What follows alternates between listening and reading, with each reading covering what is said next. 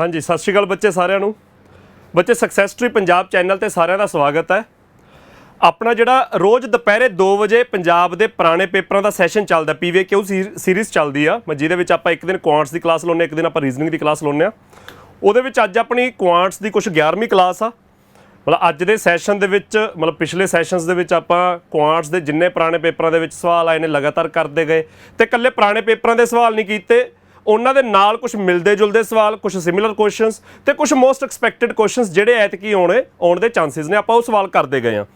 ਤਾਂ ਵਿੱਚ ਕੁਝ ਕਲਾਸਾਂ ਦੇ ਵਿੱਚ ਆਪਾਂ ਲਗਾਤਾਰ DI ਵੀ ਕਰਦੇ ਰਹੇ ਹਾਂਗੇ। DI ਦੇ ਕੁਝ ਕੁਐਸਚਨਸ ਕੀਤੇ ਆ। ਕੋਆਪਰੇਟਿਵ ਆਪਣੇ ਇੰਸਪੈਕਟਰ ਦਾ ਜਿਹੜਾ 2018 ਦਾ ਪੇਪਰ ਸੀ ਉਹਦਾ DI ਦਾ ਵੈਨ ਡਾਇਗਰਾਮ ਵਾਲਾ ਕੁਐਸਚਨ ਕੀਤਾ। ਤਾਂ ਜਿਵੇਂ ਜਿਵੇਂ ਤੁਸੀਂ ਕਮੈਂਟ ਸੈਕਸ਼ਨ ਦੇ ਵਿੱਚ ਕੁਛ ਨਾ ਕੁਛ ਲਿਖਦੇ ਜਾਂਦੇ ਹੋ ਕਿ ਫਲਾਣੀ ਚੀਜ਼ ਕਰਵਾ ਦਿਓ ਫਲਾਣੀ ਚੀਜ਼ ਕਰਵਾ ਦਿਓ, ਤਾਂ ਆਪਾਂ ਕੋਸ਼ਿਸ਼ ਕਰਦੇ ਹੁੰਦੇ ਆ ਕਿ ਉਹ ਟੌਪਿਕਸ ਵੀ ਇਨਕਲੂਡ ਕੀਤੇ ਜਾਣ। ਜਿਵੇਂ ਹੁਣ ਮੈਂ ਕਮੈਂਟਸ ਪੜ੍ਹ ਰਿਹਾ ਸੀਗਾ, ਕੁਝ ਬੱਚਿਆਂ ਨੇ ਕਿਹਾ ਹੋਇਆ ਸੀ LCM HCF ਵਾਲੇ ਕੁਐਸਚਨਸ ਕਰਵਾ ਦਿਓ। ਇੱਕ ਸਟੂਡੈਂਟ ਦਾ ਕਮੈਂਟ ਆਇਆ ਹੋਇਆ ਸੀਗਾ ਥੀਫ ਪੁਲਿਸਮੈਨ ਵਾਲੇ ਜਿਹੜੇ ਟਾਈਮ ਸਪੀਡ ਡਿਸਟੈਂਸ ਦੇ ਵਿੱਚ ਕੁਐਸਚਨਸ ਆ ਜਾਂਦੇ ਉਹ ਕਰਵਾ ਦਿਓ। ਤਾਂ ਆਪਾਂ ਲਗਾਤਾਰ ਅਗਲੇ ਦਿਨਾਂ ਦੇ ਵਿੱਚ ਇਹ ਸੈਸ਼ਨ ਜਦੋਂ ਆਪਣਾ ਚੱਲਦਾ ਜਾਣਾ ਤਾਂ ਉਹ ਸਾਰੇ ਜਿਹੜੇ ਤੁਸੀਂ ਕੁਐਸਚਨਸ ਕਮੈਂਟ ਸੈਕਸ਼ਨ 'ਚ ਕਹਿ ਰਹੇ ਹੋ ਉਹ ਕਵਰ ਹੁੰਦੇ ਜਾਣਗੇ। DI ਬਹੁਤ ਬੱਚੇ ਕਹਿ ਰਹੇ ਨੇ, ਤਾਂ DI ਦੇ ਲਈ ਹੋ ਸਕਦਾ ਇੱਕ ਤਾਂ ਆਪਾਂ ਇਹਦੇ ਵਿੱਚ DI ਕਰਦੇ ਰਹਿੰਦੇ ਹਾਂ, ਹਰ ਦੂਜੀ ਤੀਜੀ ਕਲਾਸ ਦੇ ਵਿੱਚ DI ਦੇ ਕੁਝ ਕੁਐਸਚਨਸ ਦੀ ਪ੍ਰੈਕਟਿਸ ਕਰਦੇ ਰਹਿੰਦੇ ਹਾਂ। ਦੂਜਾ ਆਪਾਂ ਇਹ ਵੀ ਕੋਸ਼ਿਸ਼ ਕਰਾਂਗੇ ਅਗਲੇ ਦਿਨਾਂ ਦੇ ਵਿੱਚ ਕਿ ਆ PYQ ਸੀਰੀਜ਼ ਦੇ ਵਿੱਚ ਆਪਾਂ ਕੁਆਂਟਸ ਜ਼ਿਆਦਾ ਕਵਰ ਕਰ ਲਈਏ ਤੇ DI ਦਾ ਇੱਕ ਅਲੱਗ ਸੈਸ਼ਨ ਕਰ ਲਈਏ, ਆਪਾਂ ਇਹਦੀ ਵੀ ਕੋਸ਼ਿਸ਼ ਕਰਾਂਗੇ।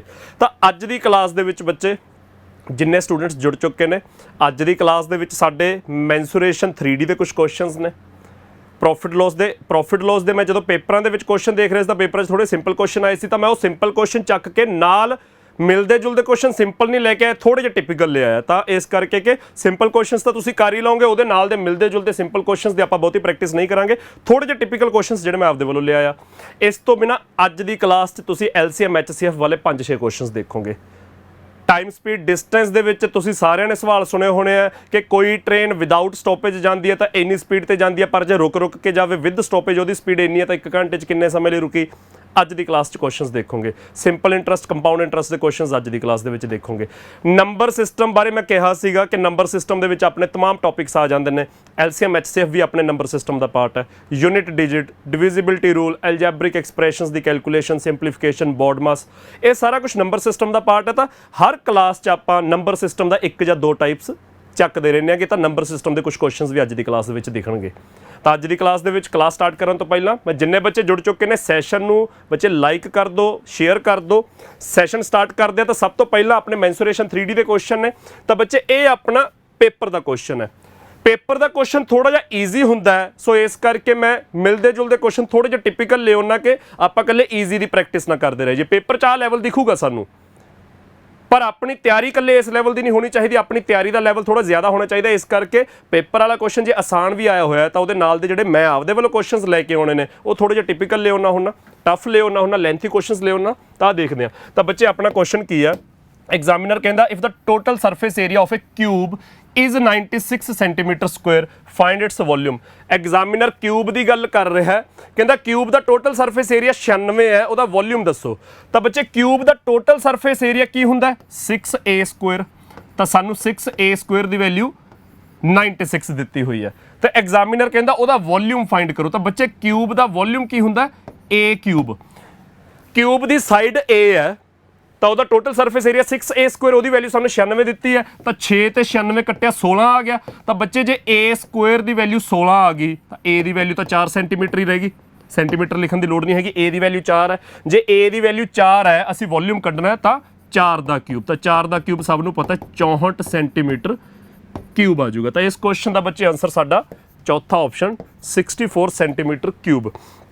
ਤਾਂ ਇਹ ਬੱਚੇ ਅੱਜ ਦੀ ਜਿਹੜੀ ਸ਼ੀਟ ਤਿਆਰ ਕੀਤੀ ਆ, ਮੈਂ ਵੈਸੇ ਕੁਐਸਚਨ ਸ਼ੁਰੂ ਕਰਵਾਉਣ ਤੋਂ ਪਹਿਲਾਂ ਦੱਸਣਾ ਸੀ ਅੱਜ ਦੀ ਸ਼ੀਟ ਦੇ ਵਿੱਚ ਜਿਹੜੇ ਆਪਣੇ ਪੰਜਾਬ ਪੁਲਿਸ ਦੇ ਸਬ ਇੰਸਪੈਕਟਰ ਦੇ ਪੇਪਰ ਹੋਏ ਸੀ 17 ਤੋਂ ਲੈ ਕੇ 23 ਅਗਸਤ ਤੱਕ, ਅੱਜ ਤੋਂ 8-10 ਮਹੀਨੇ ਪਹਿਲਾਂ ਆਨਲਾਈਨ ਪੇਪਰ ਹੋਏ ਸੀ, ਪਰ ਮੈਮਰੀ ਬੇਸਡ ਕੁਐਸਚਨਸ ਬਾਹਰ ਬਣੀਆਂ ਸੀ ਸ਼ੀਟਸ, ਤਾਂ ਉਹਦੇ ਵਿੱਚੋਂ ਕੁਐਸਚਨਸ ਪਿਕ ਕੀਤੇ ਨੇ। ਅੱਜ ਦੀ ਕਲਾਸ ਦੇ ਜ਼ਿਆਦਾਤਰ ਕੁਐਸਚਨਸ ਸਾਡੇ ਪੰਜਾਬ ਪੁਲਿਸ ਦੇ ਜਿਹੜੇ ਸਬ ਇੰਸਪੈਕਟਰ, ਕਾਂਸਟੇਬਲ ਦੀ ਮੈਂ ਗੱਲ ਨਹੀਂ ਕਰ ਰਿਹਾ, ਸਬ ਇੰਸਪੈਕਟਰ ਦੀ ਗੱਲ ਕਰ ਰਿਹਾ, ਉਹਦੇ ਕੁਐਸਚਨਸ ਨੇ। ਤਾਂ ਅਗਲਾ ਕੁਐਸਚਨ ਦੇਖੋ ਬੱਚੇ, ਅਗਲਾ ਕੁਐਸਚਨ ਹੈ the volume of a right circular cylinder 14 centimeter in height is equal to that of a cube whose edge is 11 centimeter। Examiner कहता एक राइट सर्कुलर सिलेंडर है जिहदी हाइट सानू 14 गिवन दित्ती हुई है, ਉਹਦਾ ਵੋਲਿਊਮ ਕਿਹਦੇ ਬਰਾਬਰ ਹੈ ਇਜ਼ ਇਕੁਅਲ ਟੂ ਕਿਊਬ ਦੇ ਵੋਲਿਊਮ ਦੇ ਬਰਾਬਰ ਹੈ ਜਿਹਦਾ ਐਜ 11 ਸੈਂਟੀਮੀਟਰ ਦਿੱਤਾ। ਤਾਂ ਕੁਐਸਚਨ ਦਾ ਨਿਚੋੜੇ ਨਿਕਲਦਾ ਕਿ ਸਿਲੰਡਰ ਦਾ ਵੋਲਿਊਮ ਤੇ ਕਿਊਬ ਦਾ ਵੋਲਿਊਮ ਬਰਾਬਰ ਨੇ।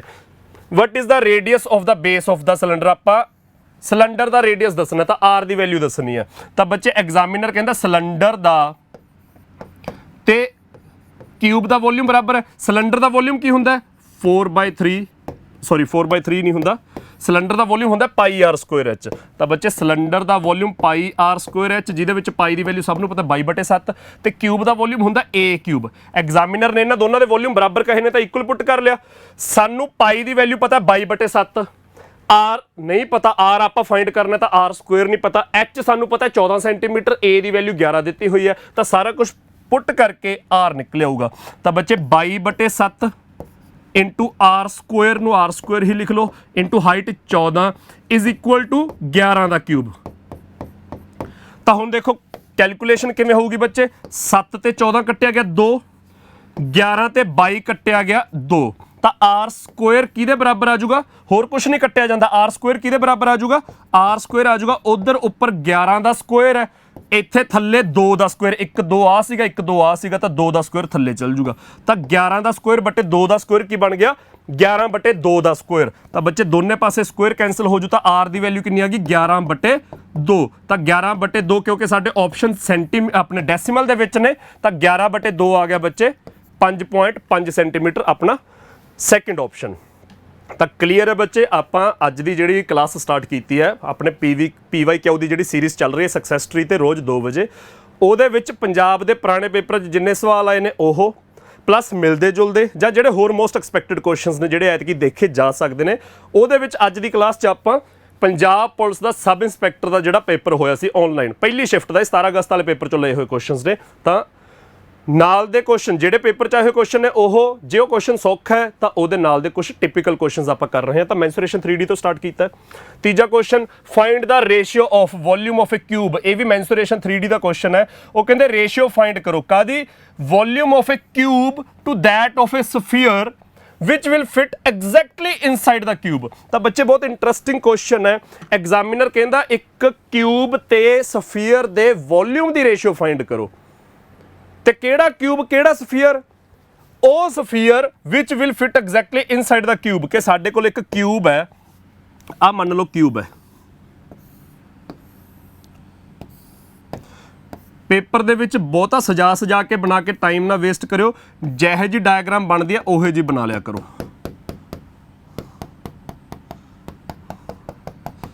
ਆ ਬੱਚੇ ਆਪਣੇ ਕੋਲ ਕਿਊਬ ਹੈ, ਐਗਜ਼ਾਮੀਨਰ ਕਹਿੰਦਾ ਇਸ ਕਿਊਬ ਦਾ ਵੋਲਿਊਮ ਤੇ ਇੱਕ ਸਫੀਅਰ ਦਾ ਵੋਲਿਊਮ ਉਹਨਾਂ ਦੀ ਰੇਸ਼ੀਓ ਫਾਈਂਡ ਕਰੋ। ਸਫੀਅਰ ਕਿੱਥੇ ਹੈ, ਇਸ ਕਿਊਬ ਦੇ ਬਿਲਕੁਲ ਵਿੱਚ ਹੈ। ਤਾਂ ਬੱਚੇ ਆ ਕਿਊਬ ਦਾ ਹੇਠਲੀ ਲੇਅਰ ਹੈ, ਆ ਕਿਊਬ ਦੀ ਸਭ ਤੋਂ ਉਤਲੀ ਲੇਅਰ ਹੈ, ਤਾਂ ਸਫੀਅਰ ਇਹਦੇ ਵਿੱਚ ਹੈ ਕਿਤੇ, ਸਫੀਅਰ ਇਹਦੇ ਵਿੱਚ ਪੂਰੀ ਤਰ੍ਹਾਂ ਫਿੱਟ ਐਗਜ਼ੈਕਟਲੀ ਇਨਸਾਈਡ ਦਾ ਕਿਊਬ। ਐ ਨਹੀਂ ਹੈਗਾ ਕਿ ਕਿਊਬ ਐਡਾ ਵੱਡਾ ਤੇ ਵਿੱਚ ਛੋਟੀ ਜੀ ਗੇਂਦ ਪਾ ਦਿਓ ਸਫੈਰੀਕਲ ਸ਼ੇਪ ਦੀ, ਤਾਂ ਇਹ ਨਹੀਂ ਹੈਗਾ। ਉਹਨਾਂ ਨੇ ਕਿਹਾ ਫਿੱਟ ਐਗਜ਼ੈਕਟਲੀ ਇਨਸਾਈਡ ਦਾ ਕਿਊਬ, ਮਤਲਬ ਜਿੱਡਾ ਕਿਊਬ ਹੈ ਓਡਾ ਹੀ ਅੰਦਰ ਸਫੀਅਰ ਆ ਸਕੇ। ਤਾਂ ਬੱਚੇ ਕਿਊਬ ਦੀ ਸਾਈਡ ਜੇ a ਸੈਂਟੀਮੀਟਰ ਮੰਨ ਲਈਏ ਆਪਾਂ, ਤਾਂ ਸਫੀਅਰ ਦੇ ਮਾਮਲੇ 'ਚ a ਕੀ ਹੋ ਗਿਆ, ਸਫੀਅਰ ਦਾ ਡਾਇਆਮੀਟਰ a ਹੋ ਗਿਆ। ਤਾਂ ਬੱਚੇ ਜੇ ਕਿਊਬ ਦੀ ਸਾਈਡ a ਮੰਨ ਲਈਏ ਤਾਂ ਸਫੀਅਰ ਦਾ ਰੇਡੀਅਸ ਕੀ ਹੋ ਜਾਊਗਾ a/2। ਤਾਂ ਇੰਨੀ ਗੱਲ ਸਾਨੂੰ ਪਤਾ ਲੱਗ ਗਈ। ਮੈਂ ਇੱਧਰ ਲਿਖ ਦਿੰਦਾ r is equal to a/2, ਉਧਰ ਆਪਾਂ ਰੇਸ਼ੀਓ ਕੱਢ ਲੈਂਦੇ ਆ। ਹਾਂਜੀ, ਤਾਂ ਆਪਾਂ ਹੁਣ ਇਸ ਕਿਊਬ ਤੇ ਸਫੀਅਰ ਦੇ ਵੋਲਿਊਮ ਦੀ ਰੇਸ਼ੀਓ ਕੱਢਣੀ ਹੈ। ਬੱਚੇ ਕਿਊਬ ਪਹਿਲਾਂ ਲਿਖਿਆ, ਸਫੀਅਰ ਮਗਰੋਂ ਲਿਖਿਆ, ਤਾਂ ਆਪਾਂ ਕਿਊਬ ਪਹਿਲਾਂ ਸਫੀਅਰ ਮਗਰੋਂ ਲਿਖਣਾ ਹੈ। ਤੇ ਜੇ ਆਪਸ਼ਨ ਚੈੱਕ ਕਰਾਂਗੇ ਉਹਨਾਂ ਨੇ ਪਾਈ ਦੀ ਵੈਲਿਊ 22/7 ਨਹੀਂ ਲਿਖੀ, ਪਾਈ ਨੂੰ ਪਾਈ ਲਿਖਿਆ ਹੋਇਆ। ਤਾਂ ਬੱਚੇ ਧਿਆਨ ਨਾਲ ਦੇਖੋ, ਕਿਊਬ ਦਾ ਵੋਲਿਊਮ ਹੁੰਦਾ a ਕਿਊਬ, ਤਾਂ a ਕਿਊਬ ਰੇਸ਼ੀਓ ਪਾ ਕੇ ਸਫੀਅਰ ਦਾ ਵੋਲਿਊਮ ਹੁੰਦਾ 4/3 ਪਾਈ r ਕਿਊਬ। ਤਾਂ 4/3 ਤਾਂ ਲਿਖਿਆ ਜਾਊਗਾ, ਪਾਈ ਨੂੰ ਆਪਾਂ ਪਾਈ ਲਿਖਣਾ ਕਿਉਂਕਿ ਆਪਸ਼ਨਸ ਦੇ ਵਿੱਚ ਪਾਈ ਹੈ। r ਕਿਊਬ ਨੂੰ ਬੱਚੇ ਆਪਾਂ ਲਿਖਾਂਗੇ a/2 ਦਾ ਕਿਊਬ। ਤਾਂ a/2 ਦਾ ਕਿਊਬ ਮੈਂ ਅਗਲੀ ਲਾਈਨ 'ਚ ਨਹੀਂ ਖੋਲਦਾ, ਉੱਪਰ ਹੀ ਖੋਲ ਦਿੰਨਾ, ਮਟਾ ਕੇ a/2 ਦਾ ਹੋਲ ਕਿਊਬ ਖੁੱਲ ਜੂਗਾ, ਉੱਪਰ a ਕਿਊਬ, ਥੱਲੇ 2 ਦਾ ਕਿਊਬ 8 ਆ ਜੂਗਾ। ਤਾਂ ਬੱਚੇ ਇਹ ਜਿਹੜਾ a/2 ਦਾ ਹੋਲ ਕਿਊਬ ਸੀ ਉਹ ਬਣ ਗਿਆ a ਕਿਊਬ ਡਿਵਾਈਡ ਬਾਈ 8। ਤਾਂ ਕੈਲਕੂਲੇਸ਼ਨ ਦੇਖੋ ਜੀ, ਇੱਧਰ a ਕਿਊਬ ਉੱਧਰ a ਕਿਊਬ ਕੱਟੇ ਗਏ, ਇੱਧਰ 1 ਰਹਿ ਗਿਆ, 4 ਤੇ 8 ਕੱਟੇ ਗਏ 2 ਰਹਿ ਗਿਆ, ਤਾਂ 3 × 2 6 ਇੱਧਰ ਆ ਜੂਗਾ, ਉੱਧਰ ਕੱਲਾ ਪਾਈ ਰਹਿ ਜੂਗਾ। ਤਾਂ ਆਨਸਰ ਵਿਲ ਬੀ 6/ਪਾਈ। ਤਾਂ ਕਿਊਬ ਤੇ ਸਫੀਅਰ ਦੇ ਵੋਲਿਊਮ ਦੀ ਰੇਸ਼ੀਓ ਕੀ ਆ ਜੂਗੀ? Second option 6:π। ਤਾਂ ਆਪਸ਼ਨਸ ਤੋਂ ਪਤਾ ਲੱਗ ਰਿਹਾ ਅਸੀਂ ਪਾਈ ਦੀ ਵੈਲਿਊ ਨਹੀਂ ਪੁੱਟ ਕਰਨੀ, ਪਾਈ ਨੂੰ ਪਾਈ ਰੱਖਣਾ। ਤਾਂ ਇੱਕ ਕਿਊਬ ਤੇ ਉਸ ਕਿਊਬ ਦੇ ਵਿੱਚ ਬਿਲਕੁਲ ਐਗਜ਼ੈਕਟਲੀ ਫਿੱਟ ਹੋਣ ਵਾਲਾ ਸਫੀਅਰ, ਉਹਨਾਂ ਦੇ ਵੋਲਿਊਮਸ ਦੀ ਰੇਸ਼ੀਓ 6:π। ਤਾਂ ਇਹ ਬੱਚੇ ਆਪਣੇ ਮੈਂਸੂਰੇਸ਼ਨ 3D ਦੇ ਸਵਾਲ ਚੱਲ ਰਹੇ ਨੇ। ਇਸ ਤੋਂ ਬਾਅਦ ਮੇਰੇ ਖਿਆਲ 'ਚ LCM HCF ਵਾਲੇ ਸਵਾਲ ਆਉਣਗੇ। 5-6 ਸਵਾਲ LCM HCF ਦੇ ਲੈ ਕੇ ਆਏ ਜਿਹੜੇ ਪੁਰਾਣੇ ਪੇਪਰਾਂ 'ਚ ਆਏ ਨੇ, ਉਹਨਾਂ ਦੇ ਨਾਲ ਮਿਲਦੇ ਜੁਲਦੇ ਕੁਐਸਚਨ। ਜੇ ਕੋਈ ਸੌਖਾ ਕੁਐਸਚਨ ਆਇਆ ਤਾਂ ਮਿਲਦਾ ਜੁਲਦਾ ਕੁਐਸਚਨ ਮੈਂ ਆਪਣੇ ਵੱਲੋਂ ਟਫ ਲਿਆ ਹੈ। ਜੇ ਪੇਪਰ 'ਚ ਕੋਈ ਟਿਪੀਕਲ ਕੁਐਸਚਨ ਆਇਆ ਤਾਂ ਮਿਲਦਾ ਜੁਲਦਾ ਕੁਐਸਚਨ ਮੈਂ ਸਿਮਿਲਰ ਲਿਆ ਆ। ਤਾਂ ਬੱਚੇ ਅਗਲਾ ਕੁਐਸਚਨ ਦੇਖੋ। ਐਗਜ਼ਾਮੀਨਰ ਕਹਿੰਦਾ ਦਾ LCM of 2 numbers is 1920 and their HCF is 16।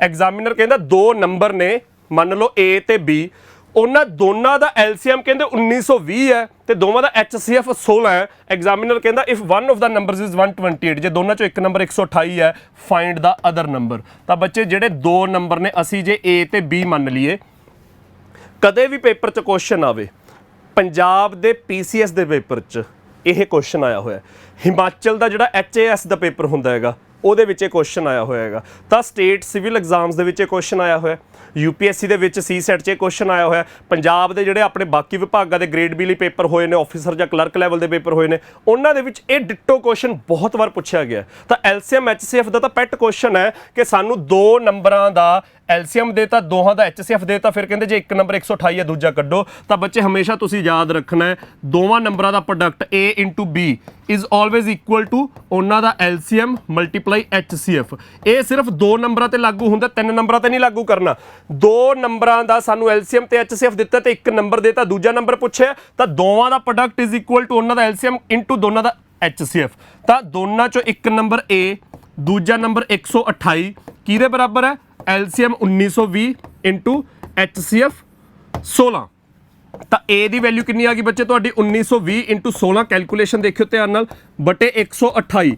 ਜੇ ਕਿਸੇ ਬੱਚੇ ਦੀ ਕੈਲਕੂਲੇਸ਼ਨ ਥੋੜੀ ਜਿਹੀ ਚੰਗੀ ਹੈ ਤਾਂ ਮੈਂ ਸਿੱਧਾ ਦੱਸ ਸਕਦਾ 128 ਦਾ 15 ਗੁਣਾ ਹੈ, ਕਿਉਂਕਿ 128 ਕੀ ਹੈ? 64 ਦਾ ਦੁੱਗਣਾ। 192 ਕੀ ਹੈ? 64 ਦਾ ਤਿੱਗਣਾ। ਮੈਂ ਦੇਖੋ ਕੈਲਕੂਲੇਸ਼ਨ ਦਿਮਾਗ 'ਚ ਕਿਵੇਂ ਚੱਲਣੀ ਚਾਹੀਦੀ ਹੈ। ਥੱਲੇ 64 ਦਾ ਦੁੱਗਣਾ ਹੈ, 192 ਕੀ ਹੈ? 0 ਛੱਡ ਕੇ 192 ਕੀ ਹੈ? 64 ਦਾ ਤਿੱਗਣਾ। ਤਾਂ 2 ਤੋਂ 3 ਪਿੱਛੇ 0 ਹੈ ਤਾਂ 2 ਤੋਂ 30 ਤਾਂ ਸਿੱਧਾ 15 ਗੁਣਾ। ਤਾਂ ਜਿਵੇਂ ਮਰਜ਼ੀ ਕੈਲਕੂਲੇਸ਼ਨ ਕਰ ਸਕਦੇ ਹੋ। ਜਿਹੜੇ ਬੱਚੇ ਦੀ ਕੈਲਕੂਲੇਸ਼ਨ ਵੀਕ ਹੈ ਉਹ 8 ਤੇ ਕੱਟ ਕੇ ਦੇਖ ਲਓ। 8 ਤੇ ਕੱਟਿਆ ਤਾਂ 16, 8 ਤੇ ਕੱਟਿਆ ਤਾਂ 240, 16 ਇੱਥੇ ਬਚ ਗਿਆ, 16 ਇੱਥੇ ਬਚ ਗਿਆ, ਕੱਟਿਆ ਗਿਆ ਤਾਂ ਨੰਬਰ ਕਿੰਨਾ ਆ ਗਿਆ ਤੁਹਾਡਾ? 240। ਤਾਂ other number is second option 240। ਤਾਂ ਕਲੀਅਰ ਹੈ ਬੱਚੇ ਸਾਰਿਆਂ ਨੂੰ? ਤਾਂ ਪੇਪਰ ਦੇ ਵਿੱਚ ਜਦੋਂ ਤੁਸੀਂ LCM HCF ਵਾਲੇ ਸਵਾਲ ਦੇਖੋਗੇ ਤਾਂ ਆਮ ਤੌਰ ਤੇ ਇਹ ਕੁਐਸਚਨ ਪੁੱਛਿਆ ਜਾਂਦਾ ਹੈ। ਪਰ LCM HCF ਦੇ ਵਿੱਚ ਇਸ ਤੋਂ ਬਿਨਾਂ ਵੀ ਕਈ ਤਰ੍ਹਾਂ ਦੇ ਕੁਐਸਚਨਸ ਬਣਦੇ ਨੇ, ਤਾਂ ਆਪਾਂ ਉਹਨਾਂ ਦੇ ਵਿੱਚੋਂ ਕਾਫੀ ਕੁਐਸਚਨਸ ਅੱਜ ਲੈ ਕੇ ਆਏ ਆ। 5-6 ਕੁਐਸਚਨ ਆਪਾਂ LCM HCF 'ਚ ਹੀ ਕਰਨੇ ਆ। The product of two numbers is 2028। ਬੱਚੇ ਪਿਛਲੇ ਕੁਐਸਚਨ ਦੇ ਵਿੱਚ ਐਗਜ਼ਾਮੀਨਰ ਕਹਿੰਦਾ LCM of two numbers is 1920 and their HCF is 16। ਅਗਲੇ ਕੁਐਸਚਨ 'ਚ ਐਗਜ਼ਾਮੀਨਰ ਨੇ LCM ਨਹੀਂ ਦਿੱਤਾ, product of two numbers is 2028 and their HCF is 13। ਉਹ ਕਹਿੰਦਾ how many such pairs of numbers can be there. ਤਾਂ ਇਹੋ ਜਿਹੇ ਕਿੰਨੇ ਨੰਬਰਸ, ਦੋ ਨੰਬਰ ਨੇ ਇਸੇ ਕਰਕੇ ਪੇਅਰ ਲਿਖਿਆ, ਪੇਅਰਸ ਆਫ ਨੰਬਰਸ। ਉਹ ਕਹਿੰਦਾ ਇਹੋ ਜਿਹੇ ਕਿੰਨੇ ਪੇਅਰ ਬਣ ਸਕਦੇ ਨੇ ਜਿਨ੍ਹਾਂ ਦਾ ਪ੍ਰੋਡਕਟ 2028 ਹੋਵੇ ਤੇ HCF 13 ਹੋਵੇ। ਤਾਂ ਬੱਚੇ ਜੇ ਦੋ ਨੰਬਰ A ਤੇ B ਮੰਨ ਲਓ, ਤੁਸੀਂ A ਤੇ B ਨਾ ਮੰਨੋ, ਮੈਂ ਦੱਸਦਾ ਦੋ ਨੰਬਰ ਨੇ ਜਿਹੜੇ ਮਰਜ਼ੀ, ਹਲੇ A ਤੇ B ਨਹੀਂ ਮੰਨਿਆ ਆਪਾਂ, ਉਹਨਾਂ ਦੋਨਾਂ ਦਾ ਜੇ HCF 13 ਹੈ ਤਾਂ ਹਮੇਸ਼ਾ ਦੇਖੋ ਪਹਿਲਾ ਨੰਬਰ ਹੋਊਗਾ 13 ਇੰਟੂ A, ਦੂਜਾ ਨੰਬਰ ਹੋਊਗਾ 13 ਇੰਟੂ B। ਜੇ ਅਸੀਂ ਦੋ ਨੰਬਰਾਂ ਦਾ HCF 13 ਜਾਣਦੇ ਆ ਤਾਂ ਦੋਵੇਂ ਨੰਬਰ ਕੀ ਹੋਣਗੇ? ਪਹਿਲਾ 13A, ਦੂਜਾ 13B, ਜਿਹਦੇ ਵਿੱਚ A ਤੇ B ਕੀ ਹੋਣਗੇ? ਕੋ ਪ੍ਰਾਈਮ। A ਤੇ B ਕੋ ਪ੍ਰਾਈਮ ਨੰਬਰ। ਜਿਹੜੇ ਬੱਚਿਆਂ ਨੇ ਤਾਂ ਕੋ ਪ੍ਰਾਈਮ ਸੁਣਿਆ ਹੋਇਆ, ਸਮਝਿਆ ਹੋਇਆ, ਉਹ ਤਾਂ ਸਮਝ ਕੇ ਹੋਣਗੇ ਕੋ ਪ੍ਰਾਈਮ। ਬਾਕੀਆਂ ਨੂੰ ਮੈਂ ਦੱਸ ਦਿੰਨਾ, A ਤੇ B ਕੋ ਪ੍ਰਾਈਮ ਹੋਣ ਦਾ ਮਤਲਬ ਇਹਨਾਂ ਦੋਨਾਂ ਦੇ ਵਿੱਚ ਕੋਈ ਕਾਮਨ ਫੈਕਟਰ ਨਹੀਂ ਹੋਊਗਾ। ਕਿਵੇਂ ਨਹੀਂ ਹੋਊਗਾ? ਮੰਨ ਲਓ A the value 3, B the value 9 ਨਹੀਂ ਹੋ ਸਕਦੀ। 3 ਤੇ 9 ਚ ਕਾਮਨ ਹੈ ਨਾ 3, ਤਾਂ A ਤੇ B ਚ ਕੋਈ ਕਾਮਨ ਫੈਕਟਰ ਨਹੀਂ ਹੋਣਾ ਚਾਹੀਦਾ। ਤਾਂ HCF 13 ਦਾ ਮਤਲਬ ਪਹਿਲਾ ਨੰਬਰ 13, ਦੂਜਾ ਨੰਬਰ 13A, ਦੂਜਾ ਨੰਬਰ 13B। ਤਾਂ ਸਾਨੂੰ ਦੋ ਨੰਬਰਾਂ ਦਾ ਪ੍ਰੋਡਕਟ 2028 ਦਿੱਤਾ, ਤਾਂ 13A ਪਹਿਲਾ ਨੰਬਰ ਇੰਟੂ 13B ਦੂਜਾ ਨੰਬਰ, ਉਹ ਕਿਹਦੇ ਬਰਾਬਰ ਹੈ? 2028 ਦੇ ਬਰਾਬਰ ਹੈ। ਤਾਂ 13 ਦੀ ਵੈਲਿਊ 2028 ਕੱਟੋ, 13 ਇੰਟੂ 1 13, 20 ਚੋਂ 13 ਨਿਕਲ ਗਏ, 7 ਦੇ ਨਾਲ 2 ਲੱਗ ਗਿਆ 72, 13 ਇੰਟੂ 5 65, 72 ਚੋਂ 65 ਨਿਕਲੇ, 7 ਰਹਿ ਗਏ, ਨਾਲ 8 ਲੱਗ ਗਿਆ 78, 13 ਇੰਟੂ 6 78। ਆ ਦੂਜਾ 13 ਵੀ ਕੱਟੋ, ਇਹ ਆ ਗਿਆ ਜੀ 12 ਤਾਂ ਬੱਚੇ a ਮਲਟੀਪਲਾਈ b ਤੁਹਾਡਾ 12 ਆ ਗਿਆ। ਐਗਜ਼ਾਮੀਨਰ ਕਹਿੰਦਾ how many such pairs of numbers can be there, ਕਿੰਨੇ ਕੁ ਪੇਅਰ ਹੋ ਸਕਦੇ ਆ। ਤਾਂ ਬੱਚੇ ਕਿੰਨੇ ਕੁ ਪੇਅਰ ਹੋ ਸਕਦੇ ਜਿੱਥੇ a ਤੇ b ਨੂੰ ਮਲਟੀਪਲਾਈ ਕਰਕੇ 12 ਬਣੇ ਤੇ a b ਚ ਕੋਈ ਕਾਮਨ ਫੈਕਟਰ ਨਾ ਹੋਵੇ। ਤਾਂ ਬੱਚੇ ਦੇਖੋ ਕਿੰਨੇ ਕੁ ਪੇਅਰ ਬਣ ਸਕਦੇ ਆ। 12 ਕਿਹਦੇ ਟੇਬਲ 'ਚ ਜਾਂਦਾ ਹੈ 1 ਤੇ 12 ਦੇ ਟੇਬਲ 'ਚ ਜਾਂਦਾ ਹੈ। ਇੱਕ ਪੇਅਰ ਤਾਂ ਇਹ ਹੋ ਗਿਆ। 2 ਤੇ 6 ਅਸੀਂ ਨਹੀਂ ਗਿਣਾਂਗੇ ਕਿਉਂਕਿ 2 ਤੇ 6 ਦੇ ਵਿੱਚ ਕਾਮਨ ਹੈ। 2 ਤੇ 6 ਚ 2 ਕਾਮਨ ਫੈਕਟਰ ਹੈ ਤਾਂ ਉਹ ਨਹੀਂ ਪੇਅਰ ਗਿਣਿਆ ਜਾਊਗਾ। 3 ਤੇ 4 ਦੇ ਟੇਬਲ 'ਚ ਜਾਂਦੇ ਨੇ। 3 ਤੇ 4 ਚ ਕੁਝ ਕਾਮਨ ਨਹੀਂ ਤਾਂ ਇਹ ਪੇਅਰ ਵੀ ਠੀਕ ਹੈ। ਫਿਰ 4 ਤੇ 3 ਉਹ ਇਹਦਾ ਰਿਵਰਸ ਹੋ ਗਿਆ ਤਾਂ ਸੇਮ ਹੀ ਆ ਗਿਆ। ਤਾਂ ਕਿੰਨੇ ਪੇਅਰ ਬਣੇ ਬੱਚੇ? 1 ਪੇਅਰ 2 ਪੇਅਰ। ਤਾਂ ਇਸ ਕੁਐਸਚਨ ਦਾ ਆਨਸਰ ਤੁਹਾਡਾ ਆ ਜਾਊਗਾ 2 ਪੇਅਰ ਹੋ ਸਕਦੇ ਨੇ ਇਹੋ ਜਿਹੇ ਨੰਬਰਾਂ ਦੇ ਜਿਨ੍ਹਾਂ ਦਾ HCF 13 ਹੋਵੇ ਤੇ ਦੋਨਾਂ ਦਾ ਪ੍ਰੋਡਕਟ 2028 ਹੋਵੇ। LCM ਨੇ ਦਿੱਤਾ, ਪ੍ਰੋਡਕਟ ਦਿੱਤਾ। ਤਾਂ ਇਹ ਬੱਚੇ ਆਪਣਾ LCM HCF ਦਾ ਅਗਲਾ ਕੁਐਸਚਨ ਆ ਗਿਆ। ਤੀਜਾ question, the LCM of 2 prime numbers A and B is 141। Examiner ਕਹਿੰਦਾ, ਇਹ ਬੱਚੇ ਪੰਜਾਬ ਪੁਲਿਸ ਦਾ ਸਬ ਇੰਸਪੈਕਟਰ ਦਾ ਜਿਹੜਾ ਪੇਪਰ ਹੋਇਆ ਸੀ ਉਹਦੇ ਵਿੱਚ ਆਇਆ ਹੋਇਆ ਕੁਐਸਚਨ ਹੈ। ਐਗਜ਼ਾਮੀਨਰ ਕਹਿੰਦਾ ਦੋ ਨੰਬਰਾਂ ਦਾ LCM ਤੇ ਦੋਨੇ ਪ੍ਰਾਈਮ ਨੰਬਰ ਨੇ, ਉਹਨਾਂ ਦੋਨਾਂ ਦਾ LCM 141 ਹੈ। What is the value of 2a minus 13b। ਤਾਂ a ਤੇ b ਦੀ ਵੈਲਿਊ ਕੱਢਾਂਗੇ ਫਿਰ 2a ਮਾਈਨਸ 13b ਆਪਾਂ ਫਾਈਂਡ ਕਰਕੇ ਦੱਸਣਾ। ਤਾਂ ਬੱਚੇ 141 ਕਿਹੜੇ ਦੋ ਫੈਕਟਰ ਹੋ ਸਕਦੇ ਨੇ ਕਿ ਉਹਨਾਂ ਦਾ LCM 141 ਬਣ ਜੇ? ਇੱਕ ਤਾਂ ਕੁਝ ਬੱਚਿਆਂ ਦੇ ਹੋ ਸਕਦਾ, ਕੁਝ ਬੱਚਿਆਂ ਦੇ ਦਿਮਾਗ 'ਚ ਆਇਆ ਹੋਵੇ ਕਿ ਸਰ ਇੱਕ ਨੰਬਰ 1 ਮੰਨ ਲਓ, ਦੂਜਾ ਨੰਬਰ 141 ਮੰਨ ਲਓ।